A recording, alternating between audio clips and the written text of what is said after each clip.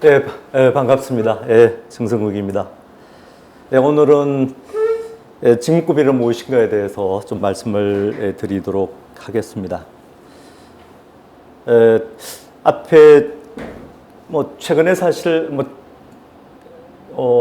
지난 수년 전부터 사실 이제 연공급이 가지고 있는 여러 가지 이제 문제점들이 좀 지적이 되면서 특히 저성장 기조 하에서 연공급의 지속 가능성에 대해서 의문이 제기가 되고, 또 연공급이 사실 일본과 우리나라 두 나라만 가지고 있는 대단히 독특한 그런 어떤 임금 체계인데, 일본은 사실은 90년 보벌 붕괴 이후 상당한 정도로 연공급의 연공성을 이제 약화시키고 있는, 계속해서 그런 상태이고, 없애거나 연공급을 없애거나 약화시키고 있는 상태이고, 또 일본의 직능급이라고 하는 것도 사실은 이제 어느 정도 연공성을 가지고 있는 그런 임금 체계인데, 이 직능급도 직무급이나 또는 역할급과 같은 일본의 독특한 임금 체계로 이제 전환되고 있는 이런 어떤 상태에 있습니다. 그러나 우리나라는 일본보다 사실은 더 연공성이 강한 그런 어떤 임금 체계를 가지고 있는데, 아직까지 그렇게 뚜렷하게 약간씩 제가 통계적으로 보면 이거 호응급을 채택하고 있는 기업들의 수가 약간씩 축소되고 있는 것은 사실인 것 같고, 또 제가 지역에 강의를 다니다 보면 또 이제 그쪽 지역의 노동조합의 간부나 또는 회사의 관리자들이 자기 회사 임금 체계 중에서 호봉급을 축소시키거나 없앴다 이렇게 이야기하는 사람도 있어서 조금씩 축소되고 있는 것은 사실인 것 같아요. 그럼에도 불구하고 아직까지 우리나라 제조업 대기업이랄지 또는 공공부문의 대다수의 지배적인 임금 체계는 역시 여전히 이제 연공급, 즉 호봉급을 가지고 있다, 이렇게 이야기할 수가 있겠습니다.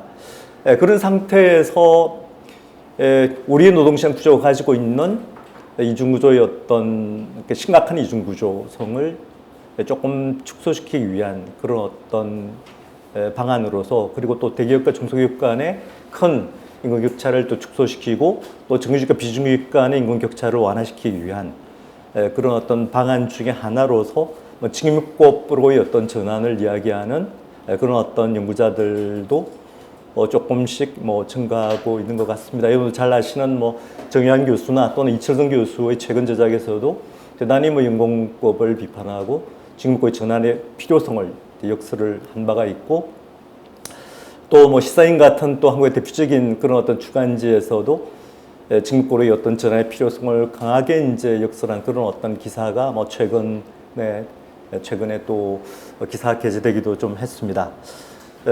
이런 상황이지만 또 직무급이 그러면 어떤 임금 체계인지, 또 어떤 특성을 가진 임금 체계인지 에 대해서 좀 상세하게 이렇게 설명하고 있는 그런 자료는 저도 사실 별로 보지 못한 것 같아요. 이전에 제가 기억하기에는 직무급의 필요성을 역설하기 시작한, 우리나라 이제 고용노동부에서도 아마 직무급의 필요성을 역설한 지가 꽤 오래된 것 같은데, 아마 박근혜 정부 때 고용노동부에서 직무급 어떤 매뉴얼 같은 것들을 펴내기도 했고, 또 최근 들어서는 또 이제 공공부문의 공무직이죠, 무기계약직 전환 과정에서 또 여러 공공기관의 의뢰를 받아서, 특히 이제 이 노무사라는 컨설턴트들이 또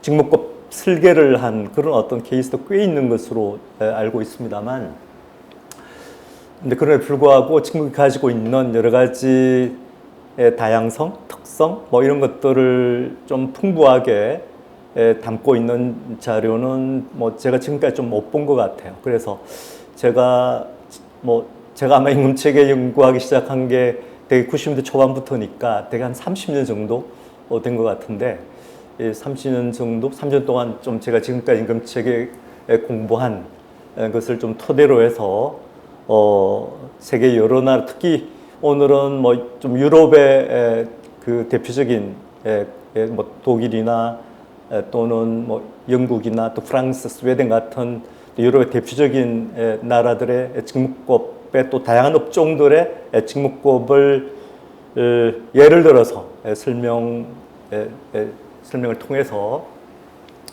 조금 더 이 세부적으로 직무급의 특징에 대해서 좀 살펴보도록 하겠습니다. 그래서 맨 앞에 목차를 보면 되게 이런 수로 제가 좀 강의를 하겠습니다. 처음에 임금 체계란 무엇인지에 대해서 간단하게 정의를 하고, 둘째는 직무급의 기초적인 뭐 그 기초적인 어떤 지식에 대해서 좀 알아보고, 그 다음에 직무의 특성은 동일 노동, 동일 임금, 그리고 그 직무급과 인공성의 관계에 대해서, 그리고 직무급과 성과급, 되게 뭐 직무 성과급, 직무급을 직무 성과급으로 이제 오해를 하는, 그러니까 직무급의 성과급적 속성이 내재하고 있는 것처럼 좀 오해를 하는 분들이 있기 때문에 이런 특징들에 좀 정리를 하고, 그 다음에는 이제 역시 이제 직무급이 이 유럽의 직무급이 사실은 소개되고 확산되기 시작한 것은 2차 세계대전 후가 되겠는데요.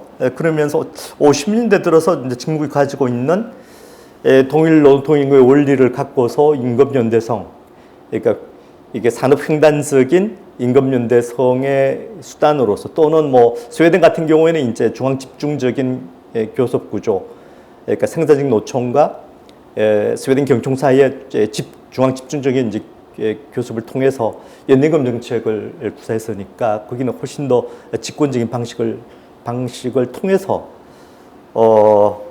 이제 연대 임금 정책을 구사를 했죠. 근데 일반적으로는 역시 산업 수준에서 임금 연대성을 이제 성취하기 위한 수단으로 직무급이 사용이 됐는데요. 그래서 여기 산업 수준의 규정 방식, 그리고 또 이제 뭐 급진적인 평등주의라고 해서 또 스웨덴과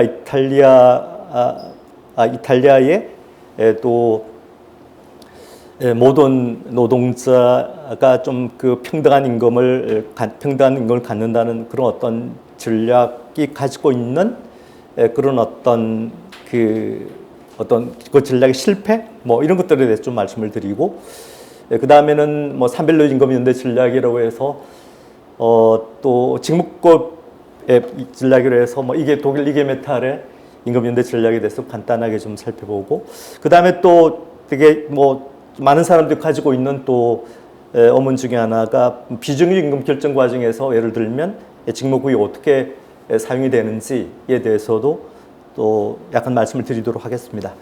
그 다음에는 직무급 역사적 이제 변동이라고 해서 다섯 번째에서는 직무급이란 원래 이제 테일러 포드의 산물이니까요. 이 테일러 포드의 산물로서의 직무급의 특징에 대해서 조금 정리를 하고, 그 다음에 이제 되게 뭐 60, 70년대 한 후반 정도 되면 테일러 포드적 위기에 빠지게 되고 이제 뭐 유연적 생산으로 넘어가게 되는데, 이 유연적 생산과 직무급의 어떤 관계에 대해서도 좀 정리를 해보도록 하겠습니다. 그 다음에 여섯 번째는 이제 직무급의 모더나이제이션, 현대화라고 해서 특히 뭐 세계 측면에서 좀 정리를 했습니다. 그래서 블루 칼라, 화이트 칼라의 어떤 통일, 이전에는 사실 뭐 블루 칼라와 화이트 칼라 임금 체계가 분리되어 있었는데, 이게 점점 더 사실 분리시키기가 어려운 그런 어떤 여건이 되면서 이 둘을 통일시키는 임금 체계가 사실은 직무급 현대화 과정에서 좀 두드러진 그런 어떤 이제 현상이다, 이렇게 정리할 수 있고, 그 다음에 또 역시 이제 뭐 성평등의 문제, 이것도 굉장히 이제 중요한 그런 어떤 직무급 현대화의 중요한 특징이죠.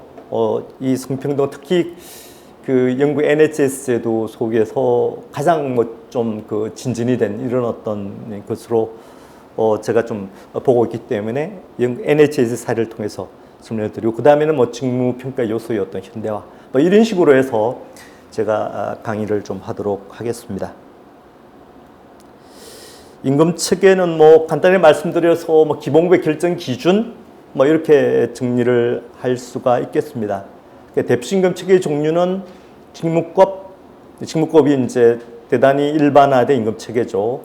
그 다음에는 능력주의적 임금 체계가 있습니다. 능력주의 임금 체계 가장 세련된 사례는 역시 직능급이죠. 일본의 직능급이고, 그 다음에는 이제 뭐 기능급이라고 하는 것은 그러니까 텔레포드주의가 위기에 빠지는 게 되게 뭐 70대 후반부터 80대 초반 이유가 되는데, 이때 사실 그 미국에서 출현한 그런 어떤 임금 체계죠. 스킬 베이스드 페이라고 해서 직능급과는 좀 차이가 있습니다. 오늘은 뭐 이런 능주 임금 체계에 대해 상세하게 설명할 좀 여유는 없기 때문에 좀 생략을 하겠습니다만, 직능급은 사실 뭐 일본의 그 일본 특유의 그런 어떤 임금, 일본의 상당히 창의적으로 좀 개발된 그런 어떤 임금 체계이고 대단히 세련되게 만들어진 그런 임금 체계이지만, 역시 일본의 이제 저성장 국면에서 연공화되는 속성을 가지고 있는 직능급이 기업 사회에 상당한 부담을 주고 있기 때문에 지금은 뭐 역할급과 뭐 직무급과 같은 그런 어떤 소위 이제 속직주의적 임금 체계로 바뀌고 있는 추세다, 이렇게 정리를 할 수가 있겠습니다. 그 다음에 숙련 자격급은 좀 독일의 좀 몇몇 기업에서 좀 시도된 그런 어떤 임금 체계라고 할 수가 있겠습니다. 이거 독일 아주 뭐 좀 소수만, 독일의 뭐 일반적인 임금 체계는 역시 직무급이기 때문에, 이게 숙련 자격급이라고 한 것은 이것은 이제 국가에서 공인한 그런 어떤, 독일에 이제 여러 가지 이제 자격이 있죠. 전문공의 자격증, 테크니션의 자격증, 그다음에 마이스터 자격증, 뭐 엔지니어 자격증 같은 국가에서 공인하고 있는 그런 어떤 뭐 자격증, 이 자격에 따라서 임금을 지급하는 것, 이런 어떤 임금 체계가 몇몇 기업에서 좀 출현을 한 바가 있습니다. 그다음에 역시 이제 일본과 우리나라가 이제 뭐 연공급이라고 하는 대단히 독특한 그런 어떤 뭐 외국의 일반적 임금 체계에 비하면 대단히 독특한 그런 어떤 임금 체계를 또 가지고 있습니다. 자, 그러면 임금 체계란 무엇인가에 대해서 이 정도로 하기로 하고, 그 다음에 직무급이란 도대체 무엇인지에 대해서 간단히 말씀드리면, 직무급이란 종류가 다른 여러 직무를 평가해서 그 상대적 가치를 결정하고 그 가치의 차이에 따라서 임금을 결정한 임금 체계, 뭐 이렇게 간단하게 정리를 할 수가 있습니다.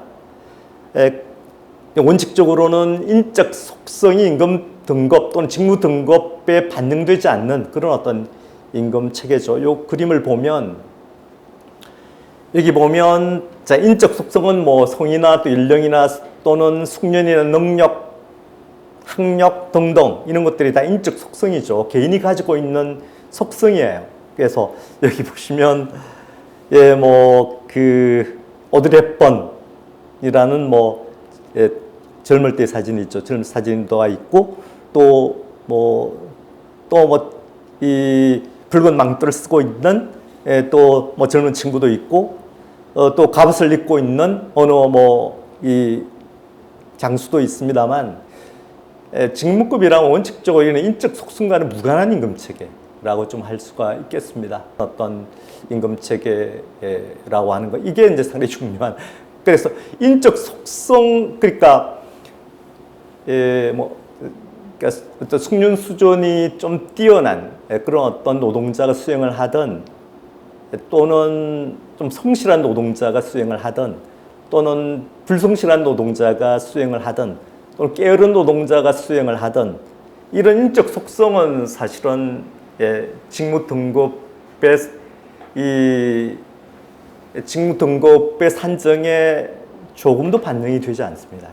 그건 인적 속성이죠. 그건 인적 속성과 무관한, 직무급이라고 하는 것은 인적 속성과 무관한 그런 어떤 직무가 요구하는 바를 평가해서 이 등급을 매기는 그런 어떤 임금 체계가 되는 것이죠. 이 직무가 요구하는 것을 가리켜서 우리가 뭐 영어로는 job requirement, 독일어로는 Anforderung이라고 하는 것인데요. 그래서 그걸 직무 요구라 번역하기도 하고 또 직무 요건이라고 이제 번역하기도 하고 또 이것을 이런 원칙에 따라서 이제 임금을 산정한다는 의미에서 이걸 요건주의 뭐 이렇게 우리가 이제 부르기도 하는데요. 자, 그래서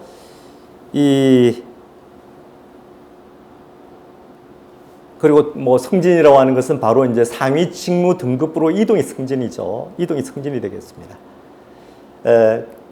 하지만 이제 이게 그러면 어떤 규칙에 따라서 누구를 어느 직무에 배치할 것인지, 누가 상위 직무 등급으로 이동할 것인지 문제가 있습니다. 이 문제에 대해서는 또 예를 들면 미국 같으면 사실은 이 문제에 대해서 기업이 자의적인 어떤 기준에 따라서 인사권 행사할 우려가 있다고 평가해서 미국의 노동조합은 선임권이라고 하는 시니어리티 룰이라고 하는 것을 이제 뭐 노동의 룰로서 명시를 했죠. 근데 유럽의 나라는 좀 그러지 않은 것 같습니다. 이것은 대개 뭐 독일 같으면 사실 이제 마이스터, 그러니까 현장 감독자죠. 우리나라 현장 감독자보다는 좀 더 상위에 좀 더 이제 통솔하는 어떤 부하의 수가 더 많은 이런 우리의 이제 현장 조직과는 약간 차이가 있는데요. 이런 이제 마이스터가 사실은 결정을 하죠. 어쨌든 뭐 이런 어떤 직무의 특징을 가지고 있다 이렇게 얘기할 수 있겠습니다. 그 다음에 뭐 직무 평가는 여러분이 다 아시겠지만 대체로 이제 직무 분석, 직무 기술 작성, 또 직무 평가, 그리고 직무 등급의 결정, 또 각 직무의 기본급 결정, 개별 노동자의 기본급 결정의 과정을 밟아서 직무급을 이제 산정을 하게 되는데, 물론 이때도 이제 직무 평가를 하지 않는 시장에 의해서 결정해 버리는 이런 어떤 임금 체계도 있습니다. 미국에서도 꽤 직무급이 가장 많이 확산되어 있는 나라 중에 하나가 아마 미국일 텐데, 미국의 이 직무급과 방법에 관련된 그런 어떤 데이터를 보면 꽤 사실은 시장임금을 바로 사용하는 그런 어떤 기업의 비율도 꽤 많이 있기 때문에, 그리고 특히 몇 개의 직무평가 방법이 있지만 사실 우리가 이제 흔히 잘 알고 있는 것은 역시 이제 점수법이죠. 점수법이 많이 알려져 있고, 우리나라에서도 지금 직무급을 실시하고 있는 기업이 좀 있습니다. 특히 이제 98년도 외환위기 이후에 특히 이제 우리나라 다국적 기업의 상당수가 이제 직무급을 도입을 했고, 다국적 기업에서 다국적 기업의 직무급은 아마 다수가 있는 점수법을 통해서, 예를 들면 뭐 헤이 시스템이랄지, 머스 시스템이랄지, 이런 어떤 대표적인 이제 컨설팅 기관의 도움을 얻어서 직무 평가를 하고 있습니다. 하지만 이제 외국에는 조금 이제 좀 그렇지 않은 것 같습니다. 물론 뭐 점수법을 사용하고 있는 영국 같으면 역시 이제 점수법 같은 걸 꽤 많이 사용하고 있는 것 같고, 하지만 독일 같으면 점수법을 사용하고 있는, 독일에서 점수법은 용어를 쓰지 않고 분석적 직무평가를 용어를 쓰고, 그 다음에 이제 독일에서 종합적 직무평가라고 하는 방법을 사용하는 케이스가 꽤 많습니다. 사실 독일에서. 독일 금속산업만 하더라도 금속산업에 속해 있는 기업들 가운데 사실은 이런 분석적 직무평가 방법, 즉 점수법보다는 종합적 직무평가, 나중에 아마 설명드릴 기회가 있을 것 같은데요.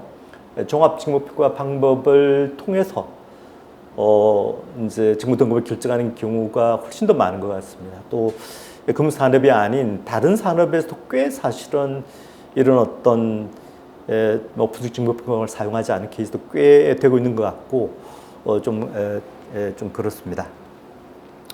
자, 그 다음에는 이제 직무평가의 대상이 되는 직무가 과연 무엇인지에 대해서도 사실은 사례마다 좀 차이가 있는데요.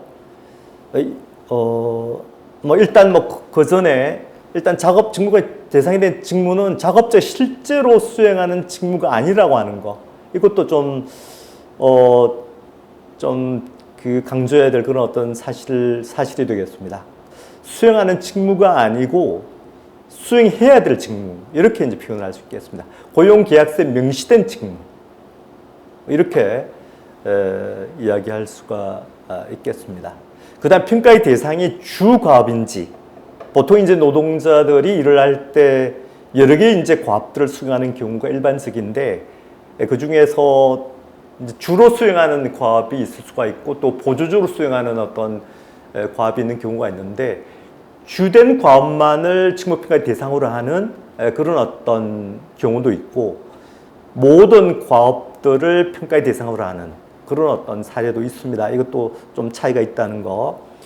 예를 들면 독일 소매임금 체계 같으면 주과업을 직무평가의 대상으로 하고 있고, 독일 공공군 같으면 또 여러 개의 과업을 수행하는 노동자 직무 등급을 산정하는 복잡한 좀 규칙을 가지고 있고, 독일 금속노임금 체계 같으면 직무평가의 대상이 되는 과업은 모든 과업, 이렇게 이제 되고 있는데, 경향적으로는 역시 이제 그 모든 과업을 평가의 대상으로 삼는 이런 어떤 흐름이 좀 이어지고 있다, 이렇게 정리를 할 수가 있겠습니다.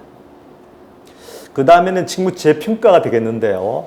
역시 이제 뭐 기업을 둘러서 환경 변화가 뭐 기술적 요인이든 또는 조직적 요인이든 뭐 여러 요인에 따라서 이 이제 농수행하는 직무가 빈번하게 변동되기 때문에, 이 변동 때문에 이제 직무 재평가를 보통 일반적으로는 하죠. 그래서 제가 몇 년 전에 노동연구원의 이제 프로젝트로 이제 한국의 직무법이라는 프로젝트를 한 적이 있는데, 그때 제가 조사한 다국적 기업의 경우에 예를 들면 회의 시스템을 채택하고 있는 기업에서는 평균 한 2년에 한 번씩 이제 재평가를 하고 있는 이런 어떤, 그래서 이 회의 컨설팅 회사의 이제 직원이 고객사를 방문해서 고객사의 직원과 함께 이제 재평가 작업을 하고 있었죠.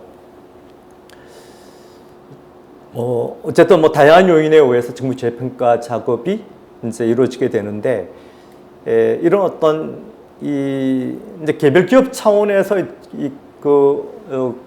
이제 직무 평가를 하는 경우가 아니고, 되게 유럽 같으면 이제 산별 노조가 이제 일반화되어 있기 때문에 되게 산별 협약에서 이제 그 직무 평가의 이제 방법, 또 직무 등급의 어떤 사례 같은 것들을 규정하고 있는 경우에는 이게 상당히 이제 뭐 아주 더디게 이루어질 수 있다는 것도 좀 말씀을 드리겠습니다.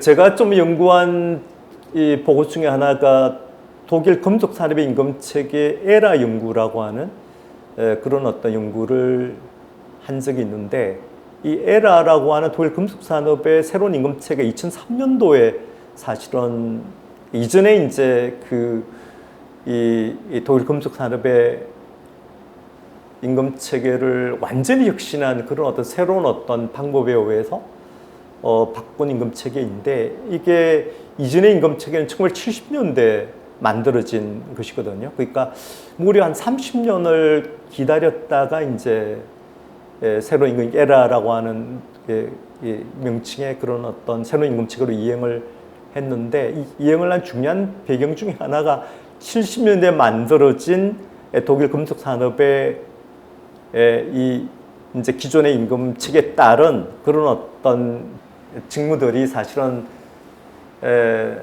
사업장의 현실에 더 이상 맞지 않게 되는, 그래서 조금만 사실은 이제 내버려 두면 이 독일 금속 산업의 임금 체계 협약 자체가 아무런 쓸모없게 되는 이런 어떤 위기적 상황 속에서 사실 노사가 합의해서 노사 새로운 임금 체계, 그러니까 이제 통용성이 있는 금속 산업의 현실에 부합하는 그런 어떤 새로운 임금 체계를 만드는 데 합의를 한 것이죠. 그때도 사실은 독일 금속 산업의 임금 체계는 사실은 산업별, 지역별 협약을 하고 있습니다. 그래서 전국적인 금속 산업 수준에서 어떤 통일적인 그런 어떤 임금체계 협약을 맺는 게 아니고, 뭐 한 10여 개 되는 그런 어떤 이 지역에서 지역의 독자적인 그런 어떤 임금체계 협약을 체결하게 되는데, 이때 그 에라 협약 과정에서 사실 이제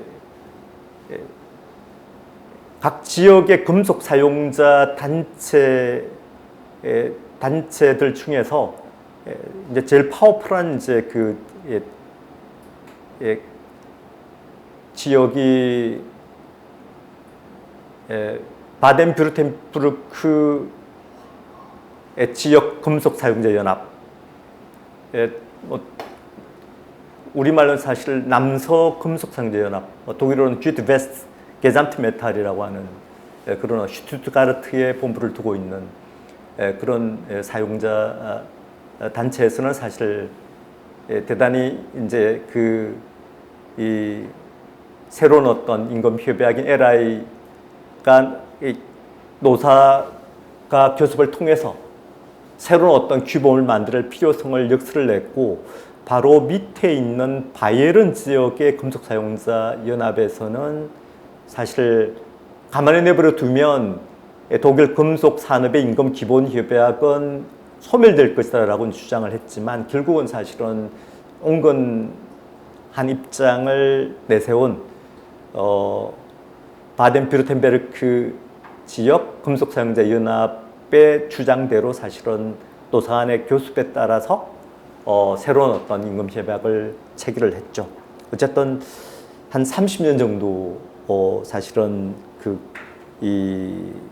기다려서 새로운 어떤 임금 협약을 맺었기 때문에, 어쨌든 이런 어떤 새로운 임금 협약을 통하지 않으면 기존에 3년 전에 맺었던 임금 협약은 사업장의 현실에 상당히 맞지 않는 그런 어떤 결과들을 그 당시 나왔다라고 이렇게 되어 있습니다. 그 다음에 이제 직무 등급에 대해서 좀 말씀을 드리면, 대체로 이제 산별협약이나 또는 사업장 협정 속에 해당 직무 등급에 속하는 직무들이 좀 예시가 되어 있습니다. 그래서 독일 같으면 이제 그것을 산별협약에 명시된 명시된 직무를 이제 수준 예시 이렇게 부르고, 사업장 협정 속에서 명시된 그런 어떤 예시를 사업장의 보충 예시 뭐 이렇게 협약에서 그렇게 이제 부르고 있는데요. 예를 들면 한번 보시면, 이제 이게 독일 소매배 임금 등급이 되겠습니다. 그래서 독일 소매배 같으면 임금 그룹 1, 2, 3, 4 뭐 이렇게 이제 구분이 되어 있고, 이게 독일 소매배 같으면 되게 뭐 우리나라 치면 이제 독일 백화점이나 또는 마트와 같은 이런 이런 이게 소매업이죠. 마트 일을 하는 이제 뭐 다양한 업종들이 이 독일 소매업의 이 임금 협약에 적용 대상이 되는 그런 어떤 직종들인데, 임금그룹 2가 이제 독일에 이제 독일에서는 이제 판매원도 사실 이 듀얼 시스템 이 직업 훈련의 대상이기 때문에 숙련 노동자 또는 뭐 전문공이라고 우리가 부르기도 하는데, 이게 숙련 노동자 자격증을 갖게 되면 바로 임금그룹 2에 이제 배치가 되죠. 그렇지 않은 노동자들은 임금그룹 1이 되겠습니다. 그래서 보시면 여기에 보시면 일단 눈에 띄는 게 전화 교환은 임금그룹 1에 속해 있고, 3개 이상 부서 통화에 대응한 전화 교환은 임금그룹 2에 배치된다 할지 이런 식으로 이제 협약에 이렇게 여러 개의 직종들 또 직무들이 명시가 되어 있습니다. 이것은 프랑스의 언행업, 산별 협약 속에 들어있는 그런 어떤 각각의 직종들의 임금 등급이죠. 그래서 보시면 예를 들면 이제 고객 서비스 담당자 같으면 B에서 G까지 이렇게 6개 등급에 걸쳐서 이제 직무가 명시되어 있고, 이 경우는 이제 연공에 따라서 B에서 C에서 D로 이렇게 이동하는 게 아니고, 각각의 이제 이 B와 C, D, E, F마다 그것에 조응하는 그런 어떤 좀 더 세부적인 직무 등급이 난이도에 따라서 이렇게 설정이 되어 있는 것이죠. 그래서 판매점 책임자나 또는 리스크 애널리스트도 마찬가지고 이런 식으로 이렇게 되어 있습니다. 그 다음에는 요게 이제 영국 NHS 영국은 뭐 우리나라와 좀 달리 그 NHS라고 하는 그런 어떤 그 우리나라는 뭐 보험 시스템이면 영국은 조세호에서 재원이 마련되는 그런 어떤 그 내셔널 헬스 시스템 제도를 가지고 있는데 그래서 NHS 병원에 근무하는 그런 어떤 노동자, 의사도 포함해서 이런 간호사까지 다 공무원이 되겠습니다. 그래서 보시면 여기서 이제 1에서 9까지로 되어 있는데 최근 몇 년 전에 여기서 밴드 1에 속하는 직종은 이게 신규 입사자에 관한 이 등급은 없는 것으로 이렇게 이제 합의를 했기 때문에 여기 1등급은 여기 명시가 되어 있지 않습니다. 그래서 보시면 간호조무사는 이제 2등급, 제가 이제 현재 시점에서 2021년도 8월 시점에서 우리 원화로 어느 정도를 받는지 제가 이제 등급마다 계산을 해서 좀 써놨기 때문에 한번 보시기 바랍니다. 물론 여기에 예를 들면 나중에 이제 그 NHS 직무 등급표가 나오는데 NHS 직무 등급은 특징이 꽤 사실은 다른 임금 체계보다는 연공성이 꽤 많이 반영되는 그런 특징을 가지고 있습니다. 그래서 그건 나중에 보여드리기로 하고 여기서 간호조무사 같으면 뭐 초임이 한 2,980만 원인데 여기 간호조무사도 이게 이제 이걸 이제 스텝이라고 보통 이제 부르고 있는데요. 이게 직무 등급은 이제 등급으로 밴드 1, 2, 3, 4로 되어 있고 여기 연공성에 따라서 또 몇 등급이 이게 몇 등급이라보다는 몇 스텝이 이제 근속연수에 따라서 추가적인 임금이 붙게 이렇게 설계가 되어 있습니다. 그래서 보시면 뭐 학교 간호사 같으면 밴드 6에 해당되게 되는데 5,200만 원부터 시작해서 여기가 5년이 되겠습니다. 5년 근속이 지나면 6,200만 원, 6,280만 원 이렇게 돼 있고 그리고 여기에 제가 적지는 않았는데 응급실 간호사는 7등급이 되겠습니다. 그래서 7등급이 6,440만 원. 요것도 꽤 사실은 뭐 근속연수가 한 8년 정도 스텝이 근속연수가 8년 정도까지는 근속연수에 따라서 추가적인 임금이 덧붙여지는 것으로 이렇게 되어 있고요. 정신과 간호사는 이제 8A 등급으로 되어 있습니다. 그래서 초임이 7,580만 원부터 시작해서 요것도 한 8등급 8스텝까지 근속연수에 따라서 추가 임금이 붙게 되어 있는데 5등급 5스텝을 보면 한 8,568만 원 뭐 이런 식으로 이렇게 되어 있고 그 다음에 수간호사가 밴드 8D로 이렇게 지금 배치가 되어 있는데 수간호사는 초임이 1억 2,500 되고 한 5년 근속하게 되면 1억 4,500까지 올라가도록 이런 식으로 이제 되어 있습니다. 그리고 이제 프랑스 같으면 이제 또 산별진 취백에서 이제 이것도 난이도에 따라서는 직업 서열을 이제 매겨서 이 직업 서열에 따라서 이제 그 임금 등급이 이제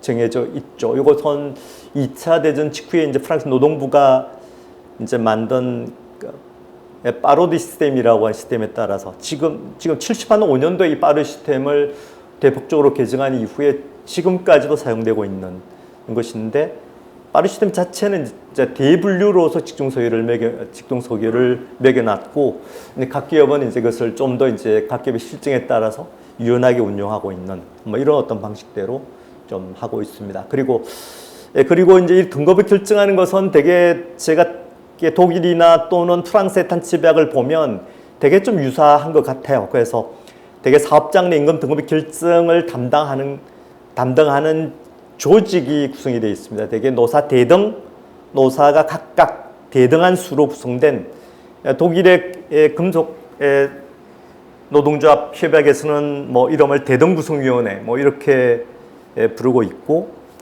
그렇습니다. 그래서 독일 같으면 사용자 측에서 먼저 잠정적으로 각 가업의 임금 등급을 결정을 하게 되고 그 다음에 이것에 대해서 이의가 없으면 8주간 이내에 이의 제기가 가능하고 이의가 수용되면 대등구성위원회에서 심의를 하게 되고 합의에 이르면 이제 절차가 종료됩니다. 그리고 합의에 이르지 못하면 전문적인 지식을 가지고 있는 노사 각 대표자 한 명을 추가해서 확대 대등구성위원회가 소집이 되고 여기에서 재심의가 이루어지게 되는 것이죠. 그래서 여기에서 또 과반수가 동의하면 절차는 종료되게 되고 그렇지 못하면 또 중재위원회가 중재하는 절차로 이행을 하게 됩니다. 그리고 또 이것에 대해서 또 노동자는 자기 임금 등급에 대해서 이의신청이 가능하도록 되어 있고 이를 심사하는 것은 1차적으로는 뭐 사용자지만 심사 결과에 대해서 노동자 동의하지 않으면 대등구성위원회가 재심사하는 이런 어떤 절차를 갖게 되고 대체로 뭐 이것은 뭐 각 나라별 또는 업종별로 좀 유사한 것 같아요. 자, 그 다음에는 직무과 몇 가지 특징에 대해서 좀 정리를 해보도록 하겠습니다. 먼저 이제 직무과 동일노동 동일임금인데요. 일단 그 동일임금에 대해서 ILO 협약이 이제 1951년도에 만들어지게 되는데 여기에 보면 사실 아티클 1조에서는 사실 남녀 사이의 동일가치 노동, 동일임금 이렇게 이런 용어가 영어로 쓰여져 있죠. 그 다음에 3조 1항이 그러니까 3조라기보다는 3항이라고 해야 될 것 같네요.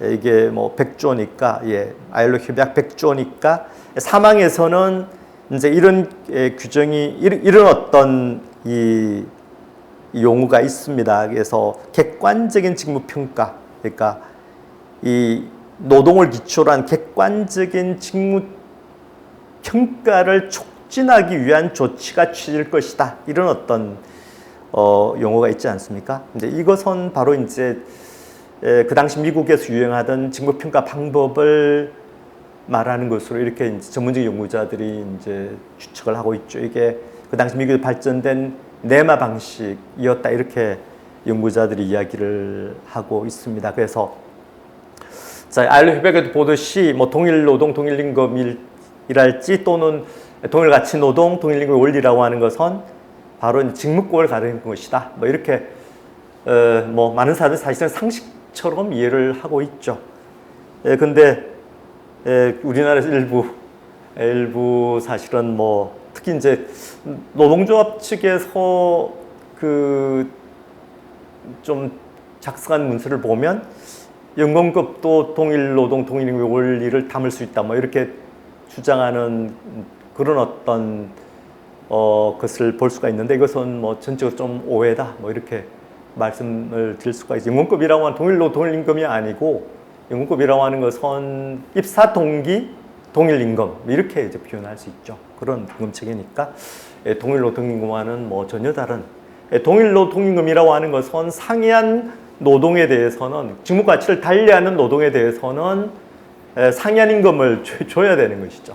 그렇지만 연금급이라고 하는 것은 그런 임금 체계가 아니니까요. 그건 뭐 우리 상식적으로 충분히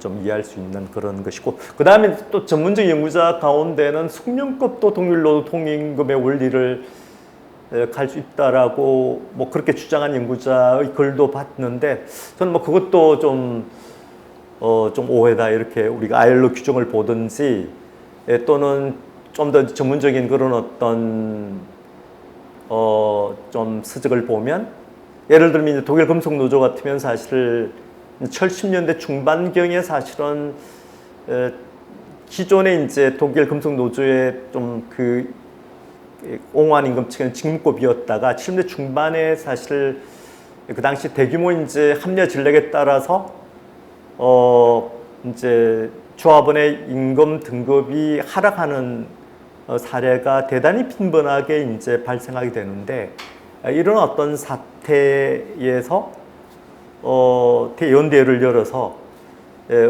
앞으로 우리의 임금 체계는 직무급이 아닌 숙련급이다라고 하는 그런 어떤 방침을 바꾸게 되는데, 그 당시 이제 독일 금속 노조 내에 이런 어떤 그 숙련급을 주장하는 그런 어떤 이 그룹이 있었고, 그에 대해서 아니다, 여전히 우리의 그 대안적 임금 체계는 직무급이다라고 이제 주장하는 그룹이 있는데, 이 여전히 우리의 대안적 임금 체계 직무급이라 주장하는 쪽에서 숙련급에 대해서 이렇게 비판하는 논리가 사실은 숙련급은 동일 노동, 동일 임금 원리를 갖고 있지 않다, 이런 어떤 비판을 또 하고 있거든요. 그래서 뭐 이런 것으로 볼 때도 이 숙련급이라고 하는 것을 우리가 동일 노동 임금을 담고 있다, 이렇게 이야기하기는 좀 어려울 것 같습니다. 그 다음에는 직무급과 연공성의 문제가 되겠는데요. 이것도 이제 뭐 직무급은 대개 이제 단일 직무급과 범위 직무급 뭐 이렇게 구분하고, 범위 직무급은 아까 제가 말씀드렸지만 스텝 속에 연공성을 반영하는 사례가 상당히 많다, 뭐 이렇게 이야기할 수 있고, 또는 이런 스텝 방식이 아니고 지금과 별도로 근속수당을 산별협약, 임금협약에 명시하는 그런 어떤 나라나 또 업종도 좀 있습니다. 있고, 어쨌든 이 연공성을 반영하는 정도, 방법은 나라별 또는 업종별 임금 체계마다 다양하다, 뭐 이렇게 이야기를 있는데, 어쨌든 이 직무급에서 용인하는 연공성의 정도는 우리나라나 또 일본과 같은 이런 어떤 임금 체계 연공성에 비해서는 대단히 뭐 좀 사소한, 대단히 낮은 그런 어떤 수준에 있다, 이렇게 이야기할 수 있겠습니다. 그래서 연공성 일정 크기 이상이 되면 사실은 산별 협약으로서 기능하기가 어려운 것이죠. 이것도 사실 꽤 사실은 뭐 그러니까 노동운동을 지원하는 그런 어떤 사람들 가운데 이런 이야기를 하는 사람이 있습니다. 그러니까 노사간에, 그러니까 뭐 교섭을 통해서 노사간 합의에 이르면 뭐 연공성도 산별 임금 체계로서 기능할 수 있다, 뭐 이렇게 주장을 하는 사람이 있는데, 그건 좀 잘못 생각하고 있는 것이죠. 잘못 생각하고 있는. 일본에도 사실 일본의 좌파 연구자 가운데 이런 주장을 하는 사람이 있습니다. 그러니까 연공급도 노사간의 합의에 의해서 산별 임금 체계로서 기능할 수 있다, 이렇게 주장하는 일본 연구자가 있는데, 그와 똑같이 우리나라 일부 좌파 그룹에서 그런 주장을 하는 경우를 제가 좀 봤는데요. 일단 일단 쉽게 말씀드리면, 일단 어느 산업에서 어쨌든 어느 정도의 노동의 이동성을 전제하게 되면, 특히 중소기업 같은 경우는 꽤 빈번하게 사실은 이제 퇴직과 재입사 같은 것들을 이제 반복을 하게 되는데, 예를 들면 30세의 노동자가 한 4천만 원을 받는다고 합시다. 근데 40세 동일한 그런 어떤 직무를 수행하는 40세 노동자가 6천만 원을 받는다라고, 영어급이라면 그 정도 되겠죠. 받는다고 생각하면 일단 기업이 6천만 원 받는 40세 노동자를 채용을 안 하기 때문에 그런 임금 체계가 이게 그런 임금 산별 협약으로 기능하지 못한다는 것이죠. 그러니까 자, 보면 임금 등급인데, 이게 독일 금산, 아까 제가 말씀드린 것처럼 산업별, 지역별 협약에 의해서 결정을 하게 되는데, 여기서 이제 보면 바덴뷰르텐베르크, 슈투트가르트를 본부로 하고 있는 바덴뷰르텐베르크 지역이 1에서 17개 임금 등급으로 구성되어 있는데, 여기서는 연공성이라고 하는 게 1%도 없는 것이죠. 1%도 없는. 그러니까 20년 근무한 노동자든 방금 입사한 노동자든 동일한 그런 어떤, 예를 들면 한 5등급 5등급에 속해 있는 직무를 수행하게 되면 똑같은 그런 어떤 5등급이니까 뭐 2,884 유로를 받는다고 하는 것이죠. 받는다고 하는 이렇게 되어 있는 것이죠. 그래서 보면 제가 일단 좀 아무래도 이제 언어 등급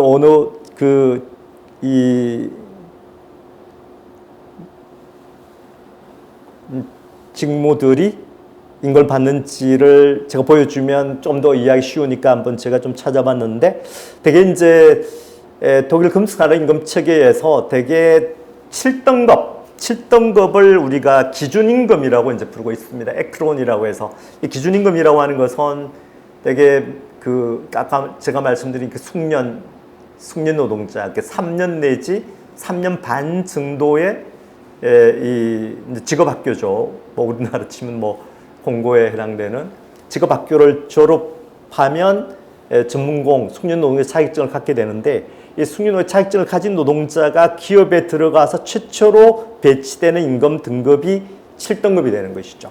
그래서 물론 뭐 7등급에 속해 있는 그런 어떤 전문적인 그 직무를 수행해야 어디까지나 독일 금수나 임금 체계는 사실 뭐 숙련급이 아닌 직무급이기 때문에 때문에 7등급에 속해 있는 그런 일을 수행을 해야, 거기에 배치가 돼야 7등급을 받게 되는 것이죠. 물론 그게 또 뭐 꽤 사실은 10수년 정도는 충분히 된 것 같아요. 경향적으로 사실 이게 그 전문공이 수행하는 그 간접부서의 직무들이 점점 더 그 비율이 줄어들고 있기 때문에 사실은 직업학교를 수료하더라도 그 전문공 자격증을 받더라도 바로 이 7등급에 배치가 되지 못하는 사례가 점점 더 증가하고 있는 것이죠. 자, 그렇게 되면 어떻게 되냐면 7등급 밑에 이제 어쨌든 빈 그런 어떤 자리에 배치가 되게 되고, 그렇게 되면 7등급이 아닌 예를 들면 뭐 3등급이나 또는 4등급을 받을 수도 있는 것이죠. 그런데 우리 자료를 보면 이런 어떤 4등급이나 5등급 같은 데 배치된 그런 어떤 전문공들이 불과 한 1년, 2년이 되면 거의 대부분 사실은 이제 대개 이제 전문공을 수행하는 직무들이 대부분 간접부서의 직무들인데, 간접부서의 직무로 이동하는 그런 어떤 보고서를 이제 보고서가 있고요. 그다음에 전문공인 7등급이고, 그 다음에 이제 독일의 현장 감독자인 마이스트는 11등급부터 시작하게 되는 것이죠. 전문공은 7등급부터 10등급까지 배치가 되게 되고, 그 다음에 7등급에서 10등급까지, 그러니까 7등급에서 8등급으로 이동하기 위해서는 상위 직무 등급으로 이동을 해줘야 돼요. 사실 이전에는 2003년도에 에라라고 하는 새로운 임금 체계가 이게 새로운 임금 체계로 전환 이전에는 사실 7등급에서 8등급으로였던 또는 8등급에서 9등급으로였던 상승에는 상위 직무 등급으로 이동하지 않더라도 직무 등급의 상승을 허용을 해줬습니다. 허용을 해준 것이죠. 이것은 사실은 직무급적인 요소와는 배치되는 것이죠. 그러니까 직무급 요소가 아니고 사실은 어떤 의미에서는 좀 숙련급적인 또는 직능급적인 특성이라고 좀 할 수 있겠습니다만, 2003년도에 새로운 임금체계 에라로 개혁할 때 이걸 다 없애버렸어요. 그래서 전문공일지라도 반드시 상위 직무 등급으로 이동할 경우에만 임금 등급도 상승하는 것으로 이렇게 바뀌었습니다. 그 다음에 마이스 테크니션은 11등급부터 시작을 하게 되고, 그 다음에 엔지니어는 12등급부터 시작하게 되는. 그래서 독일의 특히 엔지니어는 사실 전문공에서부터 테크니션을 거쳐서 그 다음에 또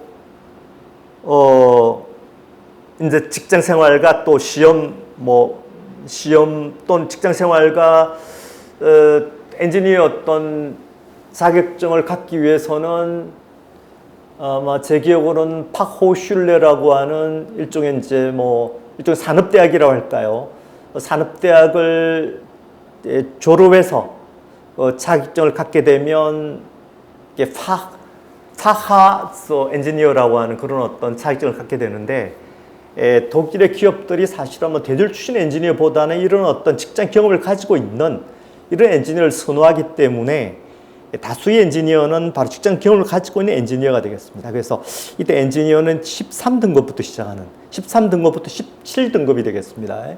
17등급까지 이렇게 이제 배치가 되어 있는데 어쨌든 제가 뭐 이것은 그 연공성과 관련된 것이기 때문에 바덴-뷰르텐베르크 지역은 영공성이 1%도 이게 제공하지 않는 것이고 바이에른 교섭지구는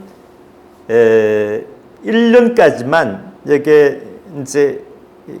이게 스텝 1, 스투페가 이제 영어로 스텝이 되겠습니다만 이 스텝 1과 스텝 2가 이 근속연수가 1년 지나면 예를 들면 2등급이 지금 2,446유로이지 않습니까? 1년 지나면 2,487유로이고 그 뒤는 전혀 뭐 근속연수에 따라서 임금이 상승하지 않는 것이죠.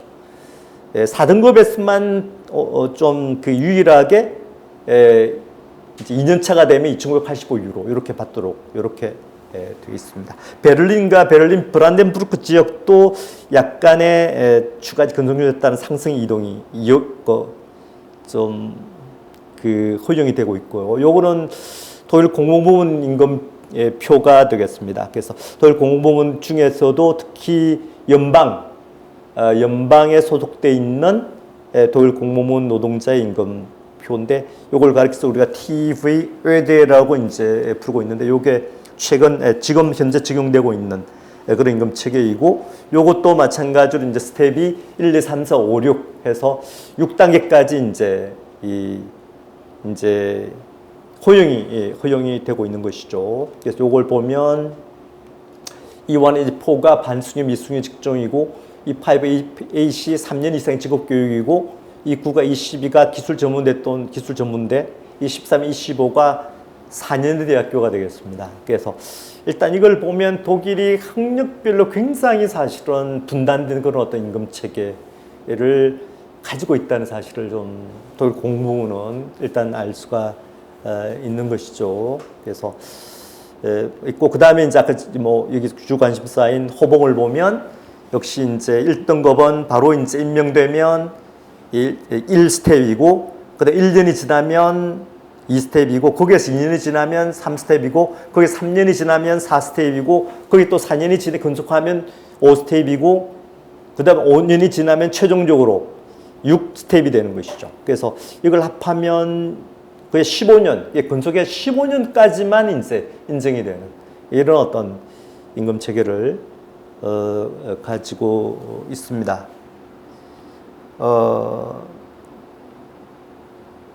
그 다음에 이건 프랑스 금속 산업의 연공성 비율이 되겠습니다. 그래서 이걸 보시면, 보시면 2075년 이후의 비율을 보면 3년 근속이면 이제 자기가 속해 있는 임금 등급의 임금의 3%를 추가적으로 이제 받게 되고, 26년이면 조금 더 여기 좀 잘 안 보면 14% 정도, 이 정도 26년 근속에도 자기 속해 있는 그 직무의 임금의 한 14%를 추가적으로 받게 되니까 연공성이라고 하는 게 대단히 좀 미미하다 이렇게 좀 판단할 수 있겠습니다. 제가 아까 한국의 경우에 그 연공임금 체계가 삼별 임금 체계 기능할 수 있다는 사례로 드는 게 그러니까 교사 예를 들거나 또는 학비 같은 경우에 이제 학교 비정규직 같은 경우에 사실은 교육청과의 사이에 일종의 그 협약 일종의 직종별 협약이라고 해야 되나요? 이렇게 이제 형성이 되어 있는데 그것은 사실은 공무원이나 또 유사 공무원 또는 공공부문의 특징 때문이죠. 아까 제가 말씀드린 것처럼 민간 부문에서는 일정한 수준 이상의 연공성이 부여되면 그 임금 체계는 산업별 임금 체계로서 기능하기 어렵다. 이렇게 제가 말씀드릴 수가 있겠습니다. 그 다음 요것은 독일 소매임금 등급이고 요것은 보시면 이제 독일 소매는 아직까지 그 블루 칼라, 화이트 칼라가 이제 임금 체계가 이제 별도로 이렇게 좀 분리되어 있는 그런 어떤 케이스죠. 여기서 보면 오른쪽 르네라고 하는 게 이게 블루 칼라가 되겠습니다. 독일 소매의 블루 칼라라고 하는 것은 주로 육체적인 노동을 하는, 예를 들면 뭐 로지스틱스 뭐 좀 물건을 이제 이동을 한다든가, 어쨌든 뭐 이 백화점이나 마트 같은 데서도 육체 노동을 하는 그런 어떤 노동자들이 꽤 있지 않습니까? 이들이 바로 블루 칼라라고 하는 것이고, 그 다음에 사무적인 일을 하는 노동자들이 여기서 말하는 왼쪽에 있는, 여기서 말하는 게헬트가 되겠습니다. 그래서 아까 제가 말씀드린 것처럼 전문공을 가지지 않는 등급이 바로 요 G1의 등급이 되겠습니다. G1 등급에서 건속연수는 1년, 1, 2, 3, 그러니까 한 3년 정도까지가 허용이 되는, 1년, 건속연수 2년이 되면 그러니까 3년, 4년, 3, 4년 정도 허용이 되고, 그리고 2등급에서 한 6년, 3등급에서 또 6년, 4등급에서 한 4년 요 정도까지만 건속성이 허용이 된다. 허용이 되는 임금 체계다. 말씀드릴 수 있고, 그 다음에 NHS 임금 등급은 여기 나오는 것처럼 뭐 8등급이 아니라 6등급이네요. 6등급. 여기 보면 8등급 정도 되네요. 보시면 밴드 2에서도 한 7년차 근속까지는 인정이 되고, 밴드 3에서도 7년차, 그 다음에 밴드 5에서는 8년차, 그 다음 밴드 6는 9년차, 밴드 7은 9년차, 밴드 8A는 6년차 뭐 등 이 정도의 근속이 인정이 되고 있는. 그러니까 어느 정도 이제 병원 산업에서는 어느 정도 말하자면 그러니까 근속에 따른 숙련의 어떤 축적 이런 것들을 좀 인정하고 있는 것이다. 이렇게 말씀을 드릴 수가 있겠습니다. 그 다음에는 스웨덴 제조업의 임금 체계가 되겠습니다. 이것은 이제 일본 연구자가 이제 연구한 페이퍼에서 제가 이제 카피를 해온 것인데, 이것 이제 보로스라고 하는 그런 공장의 블루칼 생산직 임금 체계가 되겠습니다. 이걸 보시면 또 그러니까 산별 임금 체계와 또 기업 내 특수하게 가지고 있는 임금 체계가 혼합되어 있는 것인데, 여기 말하는 기본급비라고 하는 AV 시스템이라고 하는 게 AV 시스템이라고 하는 AV가 바로 이제 독일 스웨덴 제조업의 일종의 그 직무평가 시스템이 되겠습니다. 그래서 AV1에서 AV8까지 이렇게 나와 있고, 그 다음에 또 근속수당이, 여기도 이제 근속수당이 이제 이렇게 이제 반영이 되는, 그러니까 스텝 대신에 이제 근속수당을 통해서 이런 식으로 이제, 근데 이 액수가 12년 이상이 1200크로나인데, 1200크로나가 우리 돈으로 계산하면 10만 원을 조금 넘는 것이죠. 그러니까 근속수당이라고 하면 굉장히 적은 그런 것입니다. 그 다음에 자격수당이 있고, 기타 또 뭐 또 수당이 좀 있고요. 그 다음에 변동급이라고 하는 것은 또 540, 변동급이라고 하는 게 이제 이게 사실 이제 기업의 실적에 따라서 제공되는 것인데, 이것도 뭐 이 공장에서 별로 발달하지 않은 그런 경우라 말씀드릴 수가 있고, 그 다음에 상여금이 이제 제공이 되는 이런 경우이고요. 자, 그 다음에 직무과 성과급에 대해서 말씀을 드리겠습니다. 거의 대부분의 직무급은 사실 성과급적 요소를 갖고 있지 않다. 이렇게 이제 정리를 할 수 있고요. 그 이유는 전통적 노동자 운동이 인사평가에 따른 차등 임금에 동의하지 않았기 때문에 임금 체계 속에 성과급을 도입하는 시도는 늘 사실 노사 갈등의 대상이었다. 이렇게 이야기할 수 있겠습니다. 근데 성과급 있는 임금 체계가 있어요. 근데 그거는 직무급과 좀 분리되어 있는. 그래서 직무급을 직무 성과급으로 부르는 것은 올바르지 않다. 예전에 뭐 박근혜 정부에서도 직무 성과급을 이라는 어떤 명칭을 사용한 적도 있고, 또 노동조합에서도 사실 뭐 직무급을 도입하는 시도에 대해서 우리는 직무 성과급에 반대한다. 뭐 이런 이야기를 한 적도 있지만, 어쨌든 직무급을 직무 성과 부르는 것은 좀 정확한 그런 어떤 용어 사용은 아니라고 좀 생각이 듭니다.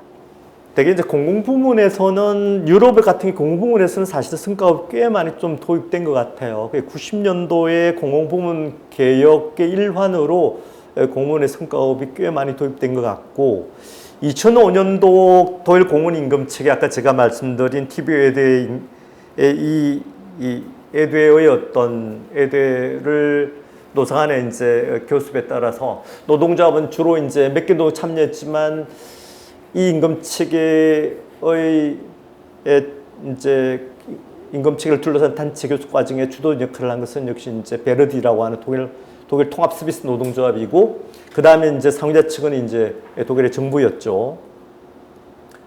근데 그 과정에 사실 뭐 이게 성과급이라고 하는 게 굉장히 큰 사실 갈등의 대상이 됐습니다. 그래서 근데 결국 사실은 뭐 어떤 식으로 타협이 이루어지냐 하면 2005년도에 이게 그 합의가 됐으니까 2006년도에 뭐 전체 임금의 1% 성과급, 2007년도에 2% 도입, 2003년도에 3%, 2008년도에 3%, 2009년도에 4%. 그래서 8%까지 연차적으로 1%씩 이렇게 좀 그 가산한 것으로 뭐 이런 식으로 이제 결국은 타입이 이루어졌지만 사실 지금도 사실 뭐 최근에 나온 그 이 독일 공무원임금 측의 성과요관 보고서를 보면 지금도 이게 정착되지 못하고 또 여러 가지 뭐 갈등을 겪고 있다거나 뭐 이런 어떤 보고들이 좀 있습니다.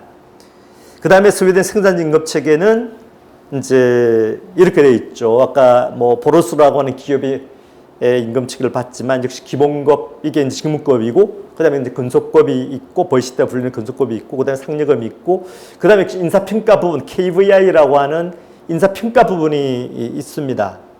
이게 몇 프로 정도 되나요? 스웨덴 같은 경우 전체에서 그냥 스웨덴에서 기본급 가지고는 비중은 계산을 해보면 되는데요. 되게 이제 그걸 한 이거 계산해 보면 어느 정도 나올지 모르겠네요. 이게 거의 한 80% 이상은 되지 않을까 생각되는데요. 되게 뭐 유럽에서 되게 독일 같으면 독일에서 기본급이 차지하는 비중이 되게 한 80%, 한 90% 정도까지 보통 계산하거든요. 그것도 기업마다 약간씩 좀 차이가 있는데 여기 이제 개인 사정분 있지 않습니까? KVI라고 하는 게 이게 개인 사정분이에요. 개인 사정분인데 요것은 개인이 얼마나 이제 지시를 따르느냐 또 열심히 하느냐 요런 지표가 사정하게 되는데 그 액수는 굉장히 적게 설정되어 있는 굉장히 적게 이렇게 270크로나가 돈이 진짜 얼마 안 되거든요. 이렇게 이제 되어 있는 것이죠. 불과 몇만 원 안 될 겁니다. 이게. 어쨌든 뭐 이렇게 되어 있다는 거 아시기 바라고.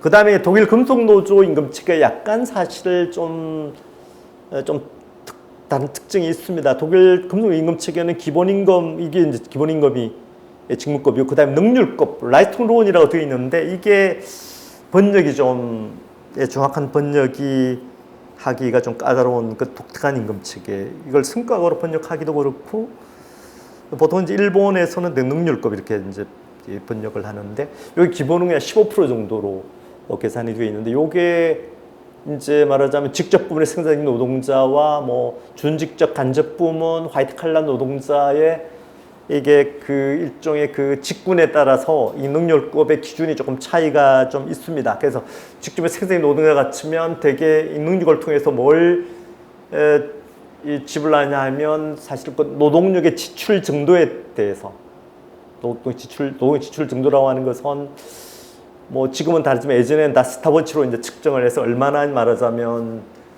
열심히 일을 하는지 요걸 가지고 측정을 한 것인데 사실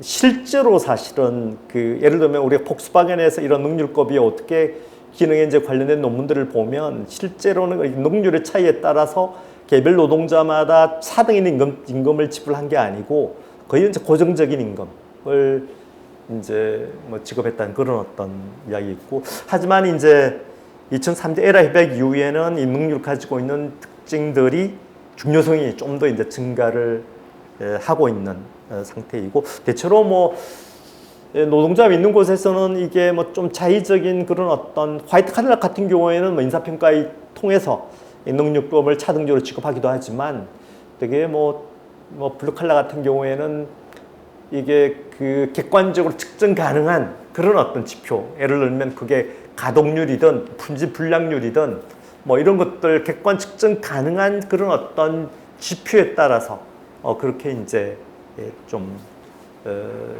차등적 임금을 지불하고 있는 이런 어떤 임금 구성요소가 되겠습니다. 요것은 이제 독일의 텔레카 커뮤니칼, 그러니까 독일 IT 기업의 임금 체계인데 역시 이제 독일 IT 기업은 노동조합도 취약하고 또 IT 기업의 다양한 노동조합들이 이렇게 복수 노조가 들어와서 경쟁을 하는 상태이고 또 엔지니어 속성이 그다지 뭐 노동조합 활동에 대해서 매력을 느끼지 못하는 상태이기 때문에 노동조합이 취약한 그런 대표적인 업종 중에 하나인데 여기에서는 역시 이제 변동 뭐 임금 그룹은 이것은 역시 직무급이고 그 다음에 이제 인사평가에 따라서 이제 뭐 목표의 달성 정도에 따라서 꽤 2,000한 여기도 한 105% 밴드, 115% 밴드 뭐 이런 식으로 상한이 설정해 놓은 이런 어떤 뭐 미국보다는 훨씬 더 사실은 이런 어떤 변동급 비율은 적은 정도가 되겠습니다만 어쨌든 이렇게 되어 있습니다. 그 다음에 직무과 임금 연대성을 보면 자, 직무급의 출량이 되게 미국에서 이제 텔포주의 전략에 따라서 미국에서 되게 아마 1930년대 이후부터 이제 출연한 것으로 이렇게 되어 있죠.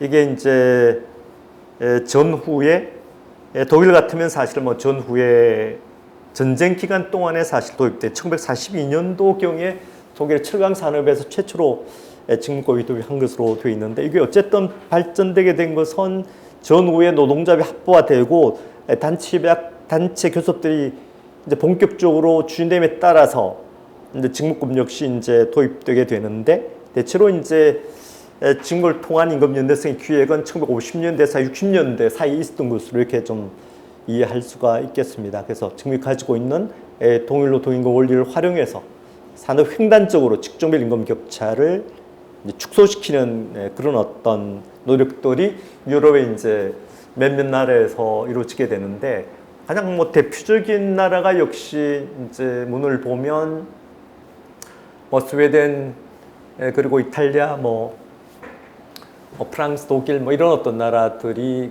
그 당시 연대적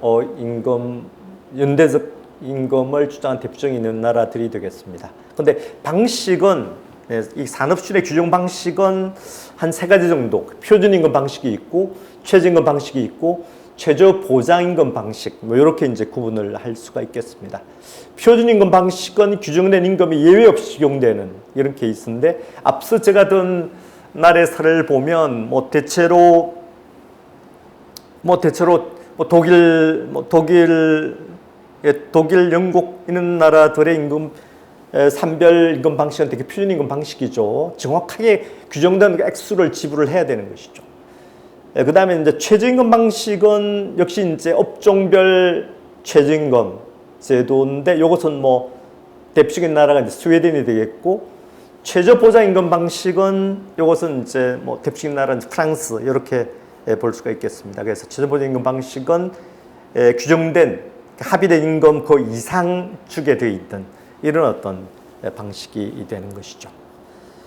자, 그래서 요게 이제 스웨덴 각 업종별 최저임금의 기준이 되겠습니다. 그래서 보시면 요게 이제 스웨덴 금속 산업인데 스웨덴 금속 산업 전체에서 통일적인 그런 어떤 최저임금을 주장하는 게 아니고 꽤 사실은 이게 좀 여러 가지 업종별로 또 결정 방식도 뭐 어떤 경우는 연령에다 직업 경영 연수를 포함을 해서 등급도 뭐 6개고 택고 같은 이런 업종에서는 연령인데 뭐 등급수는 3개고 등등 뭐 또 엔지니어는 직무 난이도에 따라서 4개의 등급을 구분하고 각각의 등급에 대해서 최저임금을 정하는 이런 어떤 방식이 되겠습니다.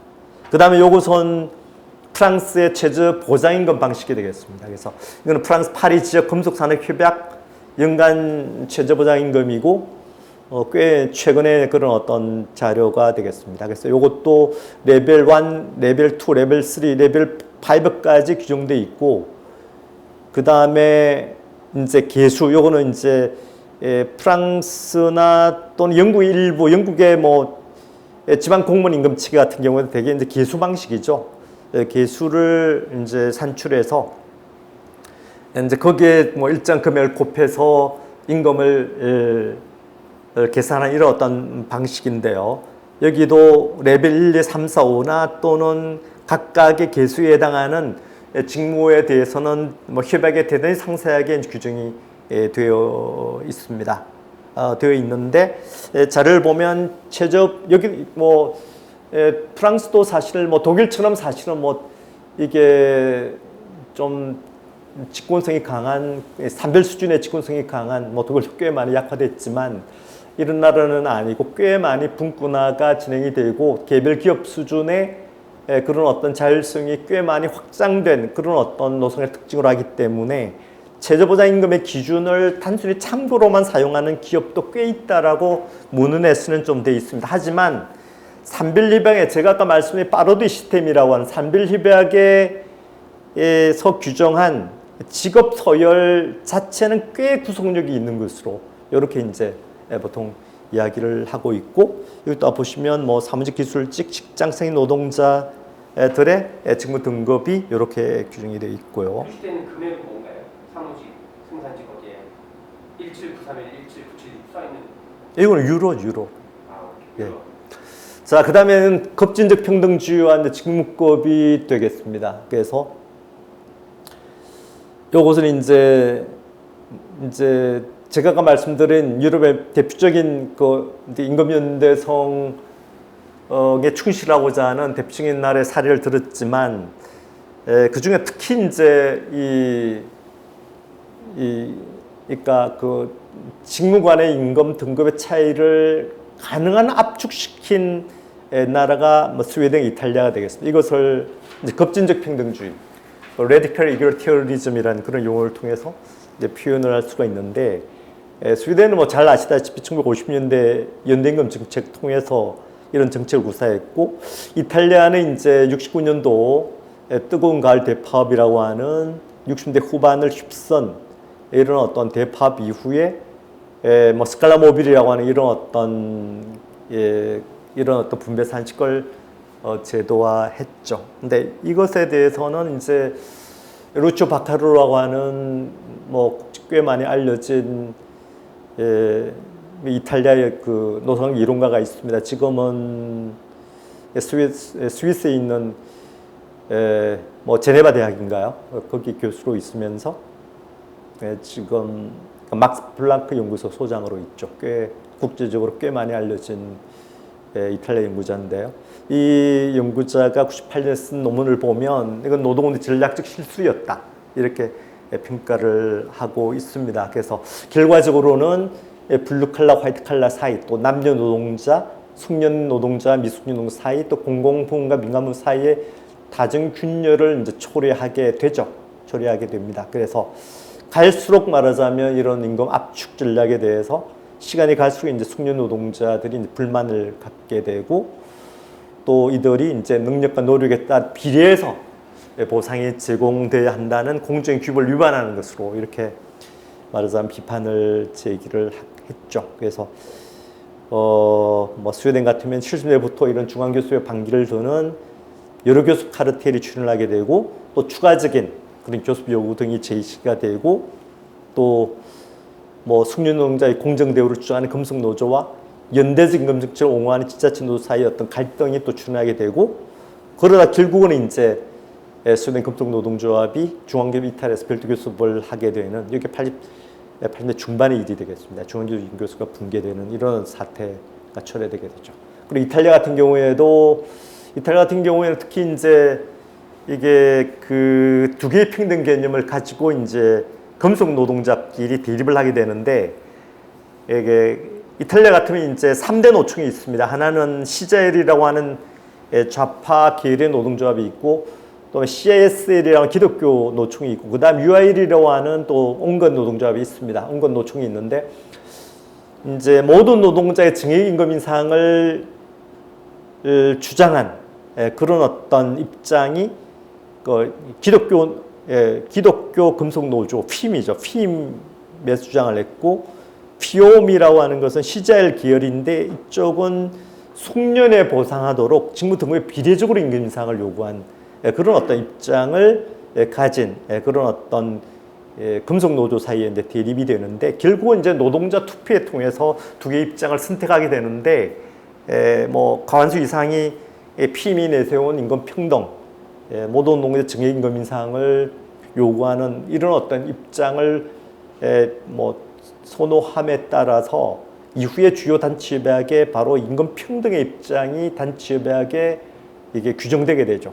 70년대 초반 이후에 뭐 이런 어떤 이 노선에 반대하는 숙련 노동자나 사명 노동의 반발이 이루어지게 되고, 와일드캣 스트라이크가 일어나게 되고, 또 80년대 같으면 공무원 노동조합이 이런 평등 정책에 저항해서 독립적인 3대 노조 분리해서 별도의 조직인 코바스라고 하는, 코바스가 독립노조라고 하는 뜻이에요. 독립노조.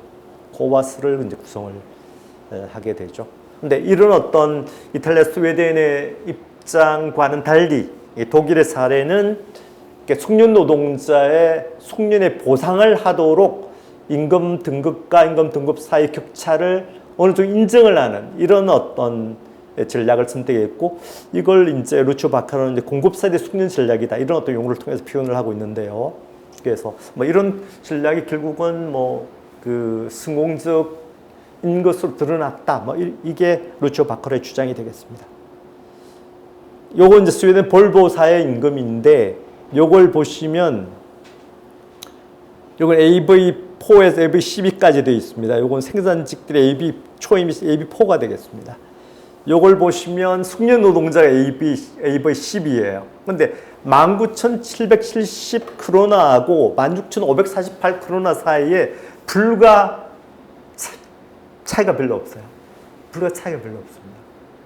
그러니까 미숙련 노동자와 고숙련 노동자 사이의 임금 차이가 정말 얼마, 근데 이거는 스웨덴 볼보사의 이 임금만 하더라도 이게 꽤 사실은, 그러니까 80년, 83년에 스웨덴 금속노동조합이 중앙기에서 분리해 나와서 이전에 더욱더 압축적인 그런 어떤 임금 체계를 꽤 개선한 거거든요. 꽤 개선한 임금 체계가 사실 보면 이 정도밖에 안 되는. 그러니까 굉장히 사실은 압축적인 그런 어떤 전략을 스웨덴의 노동조합이 선택을 했고, 그 흔적은 지금까지도 사실 좀 남아있는 그런 어떤 것을 좀 알 수가 좀 있겠습니다. 그래서 이거 보시면 AB4가 생산의 초임이고, 일반 생산 최고임금이 AB8이고, 보증과 숙련 노동자가 AB9 뭐 이런 식으로 해서 뭐 이 임금 등급이 이제 결정되고 있다는 걸 알 수가 있고요. 요것은 이제 요런 것에 덧붙여서 추가적으로 또 노동조합들이 임금 연대 전략, 임금 뭐 저임금 노동자들의 임금을 말하자면 좀 그 높이기 위한 추가적인 전략에 관련된 제가 이제 표를 하나 이제 발견을 해서 요거 보시면 요게 100% 그룹에 비해서 요때 이제 100% 그룹이라 제가 말씀드린 그 7등급입니다. 에크론이라고 하는, 그러니까 전문공 막 이제 그 숙련 노동자의 자격을 바꿔서 기업에 입사했을 때 맨 처음 받게 되는 임금 등급 7등급인데, 이 기준임금이라고 제가 말씀드렸죠. 이 기준임금에 비해서, 그러니까 최저임금 그룹이니까 아마 한 2등급, 1등급이 되게 아마 그 직업훈련생 1등급이니까 2등급 정도 될 것으로 생각되는데, 이 2등급인, 그러니까 뭐 저임금 노동자죠. 이 저임금 노동자와 7등급인 전문 숙련 노동자 임금 등급과 그 비례를 보면, 예를 들면 바이에른 지역 같으면 50년대에 62.5%였는데 이걸 점점 더 이제 금속 노동조합의 어떤 임금 정책에 따라서 2008년도에는 82.8%까지 상승시킨 것을 우리가 좀 확인을 할 수 있고, 뭐 이런 어떤 추세는 대개 뭐 독일 금속 노조의 어떤 통일적인 방침에 의해서, 또 독일 금속 노조는 대단히 중앙 집권화된 그런 어떤 조직이기 때문에 뭐 비슷하게 유사하게 뭐 그 나타났다는 사실을 알 수가 있습니다. 그 다음에 비중임금 결정과 직무급에 대해서 말씀드리면, 스웨덴 같으면 파견 노동자에 대해서 협약이 생산직 노총과 파견 사용자 단체 사이에 체결이 되는데, 이것은 그 이유는 이제 생산직 노총인 LO가 협약을 체결한 이유는 파견업체 업종이 다양하기 때문에 뭐 이런 생산직 노총이 대표적으로 파견 사용자 단체와 협약을 체결한다, 이런 것이고, 또 이때 파견 노동자 임금은 모기업의 비교 가능한 그룹의 평균 임금을 적용하는 것으로, 왜냐하면 파견 노동자의 직종이나 직무가 모기업에 없는 경우도 있기 때문에 어쨌든 비교 가능한 그룹의 평균 임금, 이렇게 되어 있습니다. 이렇게 평균 임금을, 이걸 GFL 룰이라고 하는데, 이렇게 이제 되어 있고, 그 과정에서 또 노동조합, 스웨덴의 작업장인 노동조합을 사업장 노동자, 우리 클럽이라고 부르는데, 이 노동조합과 또 지역 산별 노조, 그러니까 산별 노조의 지역 지부도 이 과정에 참가한다, 뭐 이렇게 돼 있고요. 그리고 독일은 그러니까 약간 좀 차이가 좀 있습니다. 독일은 또 파견 근로업체 사용자 대표와 또 산별 노조가 임금 협약을 체결하는 뭐 이런 어떤 것이고, 이때 이제 이 파견 노동자 직무도 사실은 5가지 정도로 해서 60도 난이도에 따라서 임금제 구분해서 이제 뭐 임금을 주는 것으로 되어 있고요. 그다음에 직무 역사적 변동에 대해서는 제가 말씀드린 것처럼 원래 직무급이라고 하면 켈러 포드의 산물이다. 그래서 우리가 이제 읽어보면 그러니까 되게 이제 50대 60대 출연하는 직무급의 내용을 보면 되게 이제 엄밀한 직무 요건을 기초로 한 직무 평가, 또 블루칼라, 화이트칼라 지위 구분, 또 뭐 지식과 직무평가 차원을 이용하나 또 엄격한 표준을 통해서 노동과 능률을 통제했다는 거, 또 능률의 기준을 양 가지고 또 양의 성과를 가지고 능력 기준을 했다는 것, 이런 등등이 사실은 직무고의 테일러 포드의 속성으로 전문가들이 이야기를 하고 있는데, 뭐 이런 것에 대해서 또 노동조합이 뭐 초기에 특히 뭐 이게 이제 독일 금속 노동조합이 직무법에 대해서, 특히 이제 점수법에 대해서 대단히 적극적으로 평가했다는 이야기가 있고요. 그 다음에는 또 제가 말씀드린 70대 중반의 직무 요건의 위기라고 해서 70대 중반에 대개 이제 선진 공업 국가에서 공통적으로 유럽과 일본도 마찬가지예요. 대규모 합리화 투자로 인해서 많은 사업장에서 직무 등급이 이제 하락하게 되는데, 이때 금속 노조가 이제 뭐 직무급에 대한 뭐 상당한 정도 이제 불만을 가졌다는 그런 어떤 이야기고, 특히 이제 점수법 직무적 직무 평가에 대한 이제 불만을 토로하게 되는 것도 이때 있고, 그리고 이런 직무 등급의 하락에 대해서는 원래 직무급, 원칙적으로 직무급은 이게 기술적 교육적 요인에 따라서 또는 기타 요인에 따라서 직무 등급이 하락하게 되어 있습니다. 직무 등급이. 제가 우리나라에서 제가 조사한 다국적 기업에서 직무 등급이 하락한 경우도 있고, 노동자들이 반발을 해서 직무 등급 하락은 없는 것으로 그렇게 이제 방침을 정한 케이스도 있다고 되어 있는데, 어쨌든 직무 등급 결정하는 것은 과거에 가졌던 직무가 아니고 현재 수행하고 있는 직무의 어떤 등급 가치에 따라서 임금을 제공하기 때문에, 사실 원칙적으로는 직무 등급의 하락이 사실은 직무고의 정신에 올바른 그런 것이죠. 그래서 뭐 그 대신 어쨌든 독일 금속 노조에서 기존의 직무 등급이 하락하는 것은 조합원의 대단히 뭐 큰 불만 사항이기 때문에 합리화 보호 협약을 통해서 여러 가지 이제 말하자면 보호 장치를 두고 있습니다. 1968년도에 한미화 보호 협약을 체결했고 2011년도 독일 금속 노조 협약을 보면 임금비의 간격에 관한 규정이라고 해서 조금 이제 이게 약간 복잡하게 되어 있어요. 여러 가지 산책 같은 거 집어넣어서 소득 조정을 하게끔 되어 있는데 이게 적어도 이제 하위에 임금 등급으로 배치된 지 18개월 동안은 어쨌든 소득 조정을 하도록 이렇게 이런 어떤 보호 장치를 두고 있다는 것 말씀을 드립니다. 그 다음에 이제 유연적 생산과 직무급이라고 하는 것은 80년 초반 이후에 이제 말하자면 유연적 생산에 따라서 그러니까 뭐 장수산을 갖추면 사실은 뭐 폭스바겐이 사실 그 딱정벌레 차를 단일 차종을 1,500만 대 생산하거든요. 요게 이제 이런 어떤 그 생산 방식이 70년 후반이 되면 말하자면 고객 수요가 달라지게 되면서 여러 가지 이제 다차종, 뭐 골프랄지 파사스랄지 등등 여러 가지 다차종을 그것도 이제 뭐 신차도 뭐 예전 같으면 10년에 한 대, 10년에 한 번씩 신차를 개발했지만 이제 뭐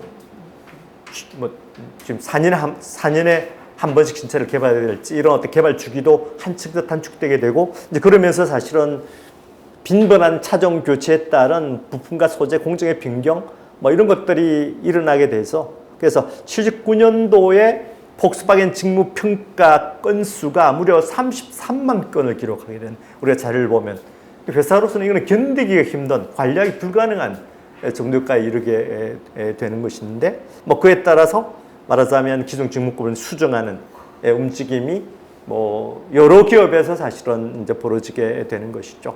대표적인 게 이제 폭스바겐의 로디라고 하는 그런 어떤 임금 체계가 되겠습니다. 이것은 직무군으로 통합한 것이고 기타 뭐 단원공급이랄지 유연성급이랄지 이런 어떤 그 작업 조직의 변동에 따라서 개별 기업 수준에서 임금 체계를 말하자면 이제 이게 그 임금 체계 속에 이제 반영을 하는 이런 변화들을 이런 움직임들이 그 일어나게 되는 것이죠.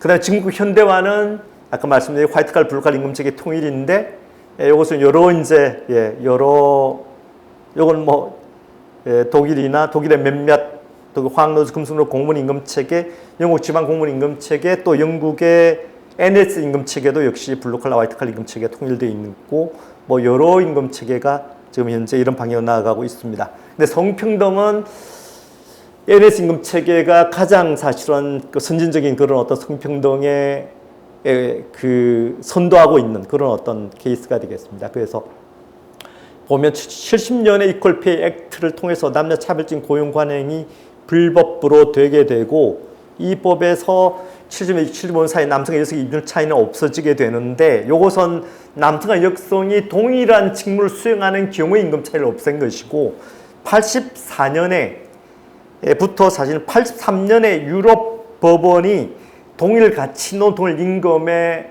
원리를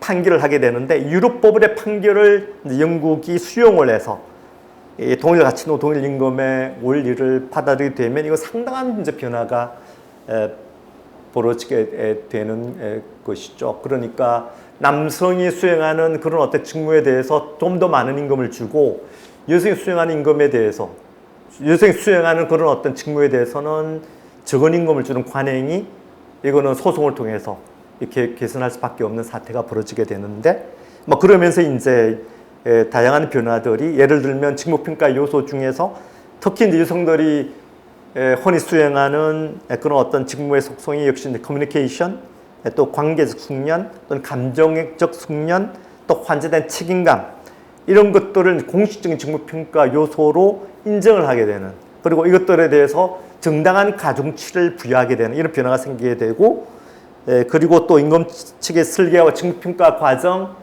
또는 평가위원회의 훈련 과정에서도 이런 성중립적인 그런 어떤 절차들이 말하자면 인정되게 되고 강화되게 이런 변화들이 생겨나게 됩니다. 전후에 막 생긴 그런 어떤 직무평가 요소가 되겠습니다. 요게 이제 3년도 에라라고 하는 임금 체계 속에서 이제 그 직무평가 요소로 들어가 있는 그런 굉장히 큰 변화가 생긴 것을 알 수가 있죠. 그래서 되게 뭐 요게 이제 결론적으로 말씀드릴 수가 있는 가구 임금체의 변동에서 직무법이 차지하고 있는 그런 어떤 변동의 과정들을 제가 미국, 독일, 일본, 한국에서 좀 정리를 한 겁니다. 그래서 시간이 많이 지났기 때문에 제 강의는 이 정도로 마치기로 하고, 뭐 채팅을 통해서 제기된 질문들을 제가 답변을 드리도록 하겠습니다. 아마 계급에 따라 직급이 정해지는 경우가 보통 직급급이라 불리는 그런 어떤 경우가 아닌가 생각되는데요. 직급급이라고 보통 그렇게 흔하게 쓰이는 경우는 아닌데, 우리가 직급이 예를 들면 뭐 사업장에서 회사 기업에서 직급이 이제 있지 않습니까? 그리고 직급에 따라서 임금을 결정을 하는데, 글쎄요, 그거는 제가 아마 뭐 우리나라에도 이런 경우가 있는 것 같은데, 글쎄 그걸 직급급을 직무급으로 우리 이해할 수 있을지 제가 잘 모르겠습니다. 이것을 조금 더 생각을 해봐야 되고, 그 장부성 교수님이 정확하게 이때 계급이 무엇을 가리키는지 제가 좀 지금으로는 정확하게 좀 알기가 좀 어렵습니다. 근데 1번의 질문이 일반적으로 노동자의 직무 변화, 노동자 직무 변화라고 하는 것은 사실 다양하게 이루어지는 것이죠. 말하자면 제가 아까 말씀드린 것처럼 어떤 기술적 요인에 따라서 이루어질 수도 있고, 어떤 조직적 변화, 예를 들면 자기가 맡고 있는 조직이 예를 들면 어떤 회사에 과장으로 있는데, 이게 과장의 부하가 30명이었는데 어떤 변화에 따라서 10명으로 줄어들 수 있거든요. 자, 이렇게 되면 사실은 직무의 변화가 생긴 것이죠. 그리고 이것이 직무 등급 하락의 원인이 되는 것이죠. 근데 이게 어떤 기준으로 이루어진다고 하는 게 이게 정확한 남 박사님의 정확한 질문이 무엇인 제가 조금 이것으로는 좀 알기가 어렵습니다. 어떤 기준으로 이루어진다고 하는 게 무슨 말인지 잘 모르겠어요. 이건 모르겠고, 그 다음에 두 번째는 한국처럼 사업장에 상대적으로 노동자 목소리가 강하지 않은 제도 환경, 좀 강한 경우도 있고, 강한 경우도 꽤 많습니다. 꽤 있고, 또 그렇지 않은 케이스도 꽤 많죠. 환경에서 사용자 일방적으로 직무를 결정하거나 변화시켜 발생하는 문제, 충분히 나타날 수가 있죠. 사실은 우리나라 같은 좀 갈등적인 노사 관계 하에서 또 노동조합이나 노동자에서 좀 충분히 우려할 수가 있습니다. 우려할 수 있고, 사실 이것 때문에 사실은 미국에서도 선임권의 규칙을 사실은 제도한 것이죠. 근데 선임권의 규칙을 제도하는 것은 사실은 어쨌든 결과적으로는 기업의 경쟁력을 약화시키는 그런 약화시키는 것으로 결국은 이제 그렇게 귀결되는 것이죠. 사실은 꽤 능력과 숙련이 뛰어난 사람이 사실은 상위 직무 등급으로 또는 관리자로 이동을 해야 되는데, 이게 선임권 규칙에 의해서 이루어지는 경우에는 이게 여러 가지 문제가 발생할 수 있거든요. 그래서 사실 선임권 규칙을 가지고 있는 나라가 미국뿐 아니고 이제 스웨덴 같은 경우에도 선임권의 규칙을 가지고 있는데, 스웨덴은 그거는 아닙니다. 그러니까 직무 이동 시에 선임권을 가지고 있는 게 아니고, 사실은 구조조정 시에 이제 해고를 하게 되지 않습니까? 해고 시에 사실은 이게 스웨덴이 최근에 들어온 노동자가 먼저 사실은 해고 대상이 되는 이런 규칙을 가지고 있고, 요게 이제 스웨덴 노사 간의 갈등 중에 하나로 이렇게 되어 있습니다만, 어쨌든 예, 뭐 충분히 그런 문제가 발생할 수가 있고 예, 좀 예, 자, 뭐 그런 경우에 과연 어떤 대책을 통해서 그런 문제를 해결할 것인지. 어쨌든 아직까지 꽤 많은 사실은 뭐 회사에서 꽤 많은 어느 정도 많은지는 제 자신 있게 말할 수는 없지만 꽤 사업장 수준에서 뭐 우리가 사회적 수준에서 노동조합에 좀 영향이 약하지만 사업장에서는 노동조합이 꽤 강한 경우가 있기 때문에 뭐 이런 경우에도 역시 뭐 노사 간의 어떤 위원회 같은 것들을 구성을 해서 그렇게 갈등을 조정하고 해결할 수 있는 방책은 있지 않나 이렇게 생각이 들고요. 이게 좀 쉬운 문제는 아닌 것이죠. 어쨌든 뭐 사용자들은 연공성 약화를 원하고 있고 또 노동조합은 어쨌든 이것에 저항을 하고 있고 또 일부에서는 어쨌든 노사 합의를 통해서 기존의 호봉급을 없애거나 용서를 완화하는 이런 어떤 사례들은 분명히 좀 증가를 하고 있거든요. 예를 들면 몇 년 전에 사실 그 르노 삼성 자동차 회사에서 호봉급을 없애는 데 이제 동의를 한 그런 어떤 케이스가 있고 또 다른 사례를 말씀드리면 뭐 포항제철에서 지금은 이제 포항제철 노동조합이 있지만 노동조합이 없을 때 사실은 뭐 노사협의회 같은 이제 유사 조직이 노동조합의 기능, 노동자 종업원 이익을 대변하는 기능을 했는데 포철 회사 측에서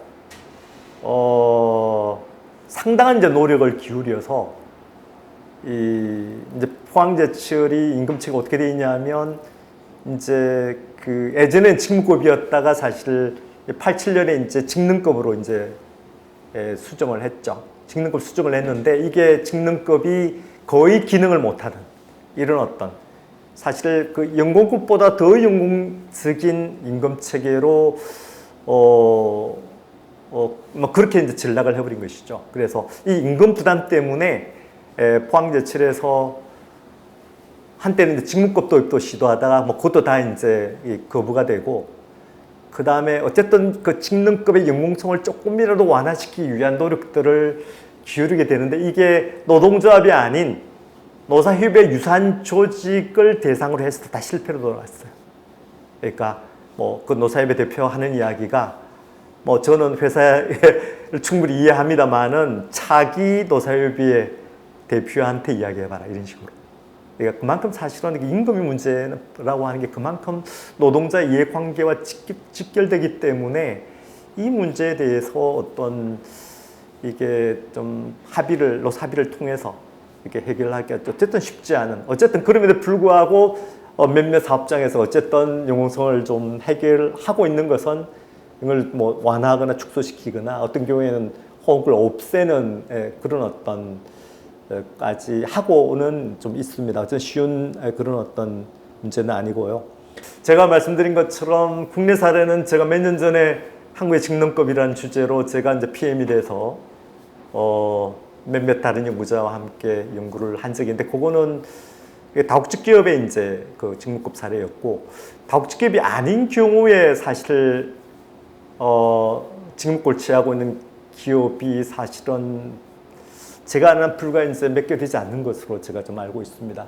그래서 일반 기업으로는 삼양사라고 하는 회사가 화이트 칼라 대상으로 직무급을 실시하고 있는 것으로 알고 있고, 그 다음에 또 이제 최근에 이제 공공부문이 이제 뭐 몇 년 전부터 사실은 뭐 기획재정부의 드라이브에 의해서 임금체계를 직무급으로의 전환을 이렇게 요구받고 있는 상황이 있는데, 예를 들면 뭐 새마음개발공사 같은 데서는 또 완전 직무급이에요. 완전 직무급으로 되어 있고 또 기타 또 몇몇 한 조금 규모가 적은 그런 어떤 공공부문의 한 5개 정도가 현재 직무급을 가지고 있고 그리고 생산직에게서는 제가 알기는 사실 한국 바이엘이 뭐 거의 유일하게 생산 직무급을 실시하고 있는 그건 뭐 사실 그 독일의 화학 산업의 임금 체계를 약간 수정해서 그대로 이제 가지고 있는 이런 어떤 임금 체계인 것으로 뭐 제가 알고 있습니다. 그래서 사례가 사실 그 다음에는 이제 되게 실패 사례예요. 실패 사례. 그 다음에는 직무급 도입했다가 이제 실패한, 되게 직무급 도입한 사례 60년대부터 사실 직무급을 도입하거든요. 이것은 주로 이제 미국의 요구 때문에요. 미국이 50년대 일본에 대해서 직무급 도입을 요구하고 60년대 우리 한국에 대해서 예를 들면 뭐 우리 한국의 한전이랄지 유공이랄지 대표적인 공공기업에 대해서 직무급 도입을 전제로 해서 차관을 제공하는 그런 조건을 걸게 되는데 이때 도입된 직무급이 거의 대부분 실패해요. 거의 대부분 실패하고 그건 일본도 마찬가지죠. 일본도 50년대 도입된 직무급이 거의 대부분 실패하고 그 대신 일본이 직능급으로 다 전환해버리게 되는데 우리는 이제 뭐 직능급으로 전환하지도 못하고 일부 기업들이 80년대 후반과 90년대 초반에 직능급을 도입하게 되는 이거는 100%다 실패에 돌아가죠. 실패하게 되고 그리고 2000 그리고 90 그리고 금융위기 이후에 일부 대기업에서 직무급을 도입하는 시도를 하게 되는데 이게 상당 부분 실패로 돌아가게 됩니다. 예를 들면 CJ그룹이랄지 이건 뭐 노동조합 뭐 많은 원인 사실은 뭐 노동조합이 원인이 되지만 이건 노동조합의 원인도 아니고 그것은 예를 들면 뭐 이 작업조직 관행이랄지 뭐 기타 이유 때문에 사실은 도입된 직무급 실패로 돌아가게 되는 뭐 이런 어떤 상황들이 되겠습니다. 이것은 제가 자료를 찾아봐야겠습니다만 제가 제 추측으로는 가사 노동자는 이게 그 협약 대상자로서 포함되는지 잘 모르겠어요. 이건 제가 잘 모르겠고 왜 어쨌든 여기 그 임금 그룹에 속해 있으려면 가사 노동자들이 어쨌든 이제 일정한 고용주에게 소속돼 있어야 되고 또 노동조합이 만들어져서 협약의 대상이 돼야 되거든요. 근데 청소 노동자에 대해서는 이제 청소 노동자는 우리가 독일 공무원 임금 체계에서도 포함되어 있고 그리고 영국 지방 공무원 임금 체계에서도 청소 노동자는 있는데 청소도 사실 어떤 청소에 따라서 약간 차이가 있지만 뭐 빌딩의 건물 유리창 땅 청소랄지 이런 특수한 경우는 제외하고 우리가 뭐 일상적으로 접하는 그런 어떤 청소 노동자를 말씀드리면 1등급이라고 좀 할 수 있겠습니다. 많은 경우에 사실 유럽의 임금 체계에서 클리너죠. 임금 체계에서 청소 노동자는 좀 하위 등급에 위치돼 있다는 것 이렇게 말씀을 드리고요. 제가 아는 한은 좀 그렇습니다. 제가 강의 자료에 올린 것은 사실 NH에서 나온 자료거든요. NHS에서 그 임금 체계의 가이드라고 하는 그 좀 문서가 있습니다. PDF 파일로 가지고 있는데 요걸 제가 임혜 교수님한테 전달을 해드리도록 하겠습니다. 해드리도록 좀 하겠습니다. 일반적으로 어쨌든 사무관리직 다 직무급이죠. 직무급인데 제가 아까 말씀드린 제가 아까 저 사례에서 프랑스 금융업종 제가 하지 않았습니까? 그리고 병원에서도 일부 직종은 사무관리직이죠, 당연히. 사무관리직이고, 그 다음에 제가 독일금속노조 엔지니어 사무관리직이죠. 뭐, 마이스터 관리직이지 않습니까? 그러니까, 당연히, 뭐, 제가 여러 업종을 그리고 또, 뭐, 독일에서 IT 업종 거의 사무관리이지 않겠습니까? 역시, 뭐, 일단 직무평가 수용성 확보와 관련해서 중요한 것이 뭐 직무평가 테크닉의 측면도 역시 작용을 한다라고 봐야 되겠죠. 기술적으로 또 어쨌든 보다 좀 현대적이고 정확한 그런 어떤 직무평가 요소를 결정을 해야 될 것 같고 그 다음에 역시 직무평가 절차에 대한 것 아까 우리 NHS 사례를 살펴봤다시피 직무평가 요소를 둘러싼 갈등이 어쨌든 좀 있거든요. 직무평가 요소를 결정할 때 또 그 요소의 가중치를 결정하는 과정에서 사실 노사간의 갈등이 좀 있을 수가 있고 또는 노노 간 갈등도 사실은 있을 수가 있습니다. 아까 남녀 간에 역시 이제 뭐 갈등도 충분히 예상이 되고, 오랫동안 사실은 그 그러니까 페미니스트 입장에서 이게 직무법 또는 직무평가를 연구한 학자들이 있거든요.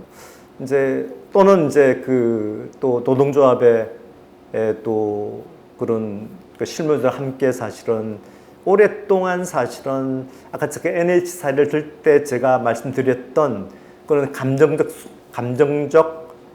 요소랄지 관계 숙련 커뮤니케이션 요소들 뭐 이런 것들을 직무평가 요소 속에 반영하기 위한 페미니스트의 꾸준한 끊임없는 노력이 있었습니다.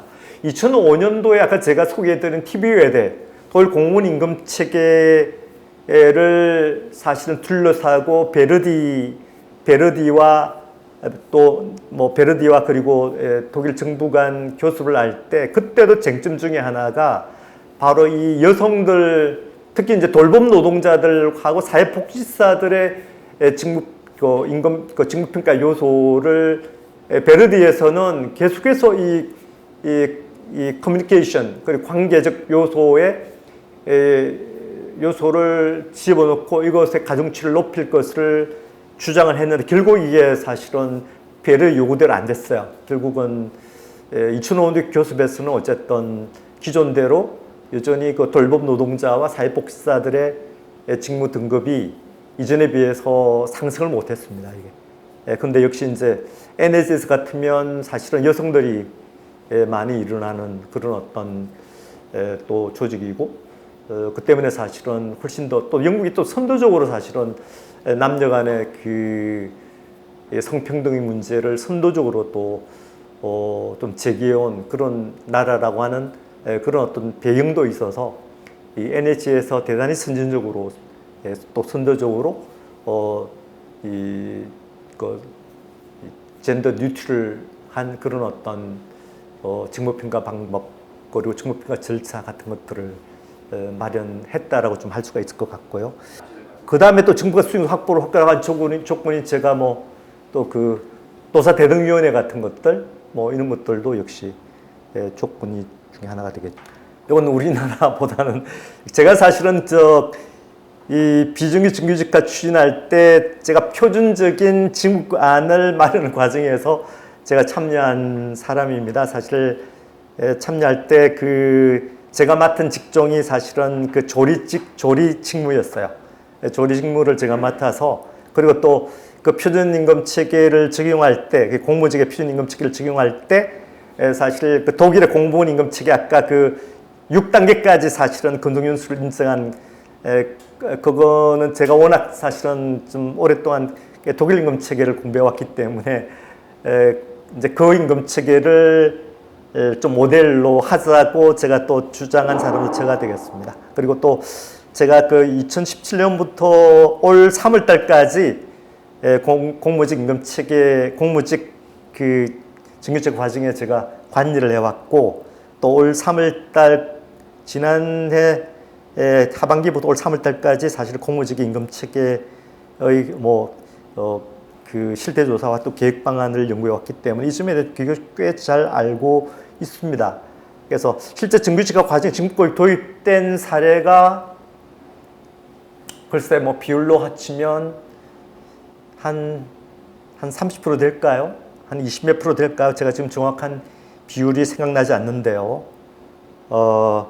어쨌든 저나 또는 저하고 같이 이 공무직의 표준적 직무법안을 만든 사람들이 대단히 아쉬워하는 것은 역시 이제 그 최저임금 수준에서 결정이 된 것을 굉장히 이제 아쉬워하고 있습니다. 그 기본적인 표준직무법의 기본적인 틀 자체는 저는 물론 그 틀을 만드는 과정에서 노동조합이 참여는 못했지만 또 사실 시기적으로 참여할 수 있는 그런 여건도 안 됐지만 어쨌든 제일 아쉬워하는 것은 최저임금 수준에 맞춘 그게 굉장히 아쉬운 것이고 그건 기재부의 좀 요구가 굉장히 그 당시 사실 또 그 당시 최저임금 16조 몇 % 인상된 것도 그 당시 어쨌든 그 추세가 계속된다면 그 당시 어쨌든 최저임금 1만 원이라고 하는 게 뭐 문재인 정부가 그 임기 내 1만으로 한다는 게 기정사실화됐기 때문에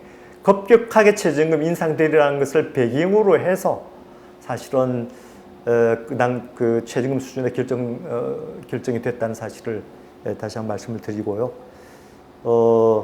그리고 이런 공무직의 직무법 적용하는 과정은 굉장히 큰 어려운, 지금도 아마 공무직위원회에서 아마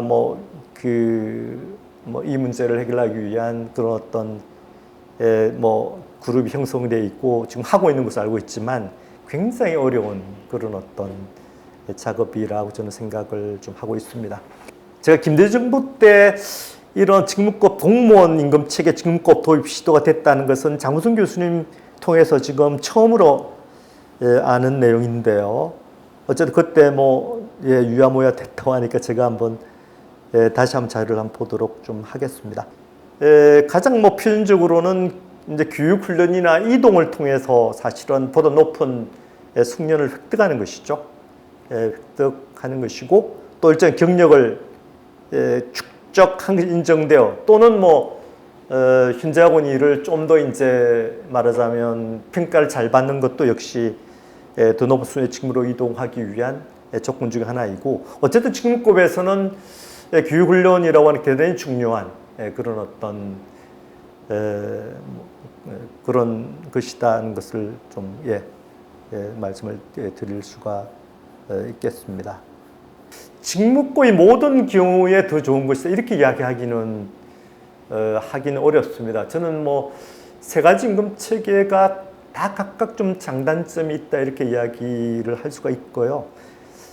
아까 제가 직능급 이야기를 했지만 사실 일본의 대표적인 자동차 기업들 중에서 예전에는 사실은 도요타가 되든 혼다가 되든 또 닛산이 되든 다 직능급을 도입했지만 지금 이제 직능급을 가지고 있는 기업은 유일하게 도요타거든요. 도요타에서는 직능급을 우리 회사의 발전, 현재 세계 사실은 1위의 자동차 기업이 도요타니까 또 도요타의 어떤 효율성 이런 것들은 다른 나라 자동차 기업이 따라하기 어려운 정도의 높은 능력을 가지고 있는데 이런 높은 수준의 경쟁력을 갖게 하는데 기존의 직능급이 큰 역할을 했다고 평가를 하고 여전히 직능급을 가지고 있습니다. 그래서 가지고 있고 하지만 이제 혼다와 닛산은 직능급을 다 없애버렸어요. 이기 때문에 반드시 직능급이 다른 임금 체계에서 비해서 우호다다 절대 이렇게 이야기하기가 좀 어렵습니다. 하나 예를 들면 폭스바겐에서 아우토5천이라고 하는 그런 어떤 회사를 만들게 되는데 아우토5천이라고 하는 회사를 이제 폭스바겐의 볼프 공장 내에 한 근무를 아우토5천이라고 하는 그런 어떤 이미 좀 많이 알려져 있는 그런 사례가 되겠습니다. 그래서 주로 이제 SUV를 아마 생산하는 것으로 알고 있는데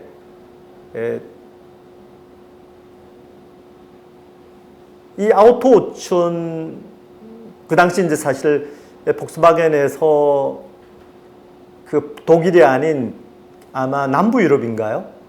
남부 유럽 쪽에 공장을 신설을 하는 것으로 이런 계획을 세웠는데 그 당시에 이제 임금 수준을 어느 정도 낮추는 것을 조건으로 하고 그 다음에 이제 소위 이제 린 프로덕션이라고 해서 도요타 생산 방식의 여러 가지 요소들을 이제 도입하게 되고 또 대단히 좀 혁신적인 또 노동조합이 또 주장한 그런 여러 가지 혁신적인 노동 정책들을 이제 도입한 그런 어떤 노선의 타입들이 이루어지게 되는데 이때 임금 체계는 회사 측에서 선택을 하게 되는데 직무급을 선택 안 했어요. 회사 측에서 직무급을 선택하지 않고 그러니까 보증공을 비롯한 숙련 노동자에 대해서는 숙련 노동자, 기타 노동자로 이제 딱 구분을 하고 기타 노동자에 대해서는 일괄적인 어떤 임금을 지급하는 이걸 원래 직무급이라 하기는 어렵죠. 그건 영혼급도 아니고 이런 임금 체계를 도입을 했고 또 미국에서도 이제 미국에서도 80년대 이후에 이제 미국 장사안이 상당히 어렵게 되면서 기존의 이제 직무급 같은 걸 굉장히 수정을 하게 되죠. 수정을 하게 되는데 뭐 그 일환으로 이제 미국의 또 자동차 기업들에서 기능급이라고 하는 그런 어떤 임금 체계를 서로 도입하게 되고 속도를 약간 더 내셔야 이런 어떤 과정이 있었기 때문에 직무급이 모든 경우에 더 좋은 것이다 이렇게 이야기하기는 좀 어려운 것이죠. 업종 특성에 관계에 대한 논의는 약간 있습니다. 그러니까 업종에 따라서 장기적인 숙련의 측정이 요구되는 업종이 있거든요. 그런 업종의 경우에는 사실은 뭐 직능급이 더 적합한 임금 체계를 얘기할 수가 있는 것이죠. 근데 아까 제가 말씀드린 것처럼 직능급이라고 하는 것은 우리가 그러니까 뭐 세계에서 일반의 임금 체계는 직무급인데 직능급이라고 하는 것은 개인이 수행하고 있는 직무와 상관없이 개인의 능력의 상승에 따라서 보상을 해주는 임금 체계니까 사실은 기업의 입장에 상당히 부담이 되는 그런 임금 체계거든요. 그래서 기업이 직능급이 주는 부담을 해소하기 위해서는 개인이 가지고 있는 능력, 개별 노동자가 가지고 있는 능력들을 최대한도로 사실은 발양되도록 교육훈련 정책과 인적자원 HRM 정책들이 사실은 또 노동의 정책들이 그 뒷받침되어야 가능한 것이죠. 보통 우리가 도대 생산 방식 할 때 소인화 전략이라는 용어를 쓰는데 말하자면 이건 또 일본적 생산 방식 가지고 특징이기도 하는데요. 일본의 기업들이 그러니까 직능급화에서 사실은 직무급화에서의 미국이나 독일의 그런 어떤 기업보다도 훨씬 적은 인력을 가지고 그러니까 직능급이라고 하는 임금 체계에서 직무급보다도 더 많은 비용을 쓰지만 직무급을 가지고 있는 미국이나 독일 공장보다 더 적은 인력이라고 하는 특히 직접 부분의 생산적인 노동자가 사실은 일본에서는 간접 부서의 여러 가지 말하자면 자주검사 또는 자주보전 그러니까 이런 어떤 그 추가적인 직무를 담당을 하게 되고 또 생산적인 노동자들이 엔지니어가 가지고 있는 그런 어떤 일부 직무까지도 떠안게 되는 게 사실은 이게 이 도요타의 특징인데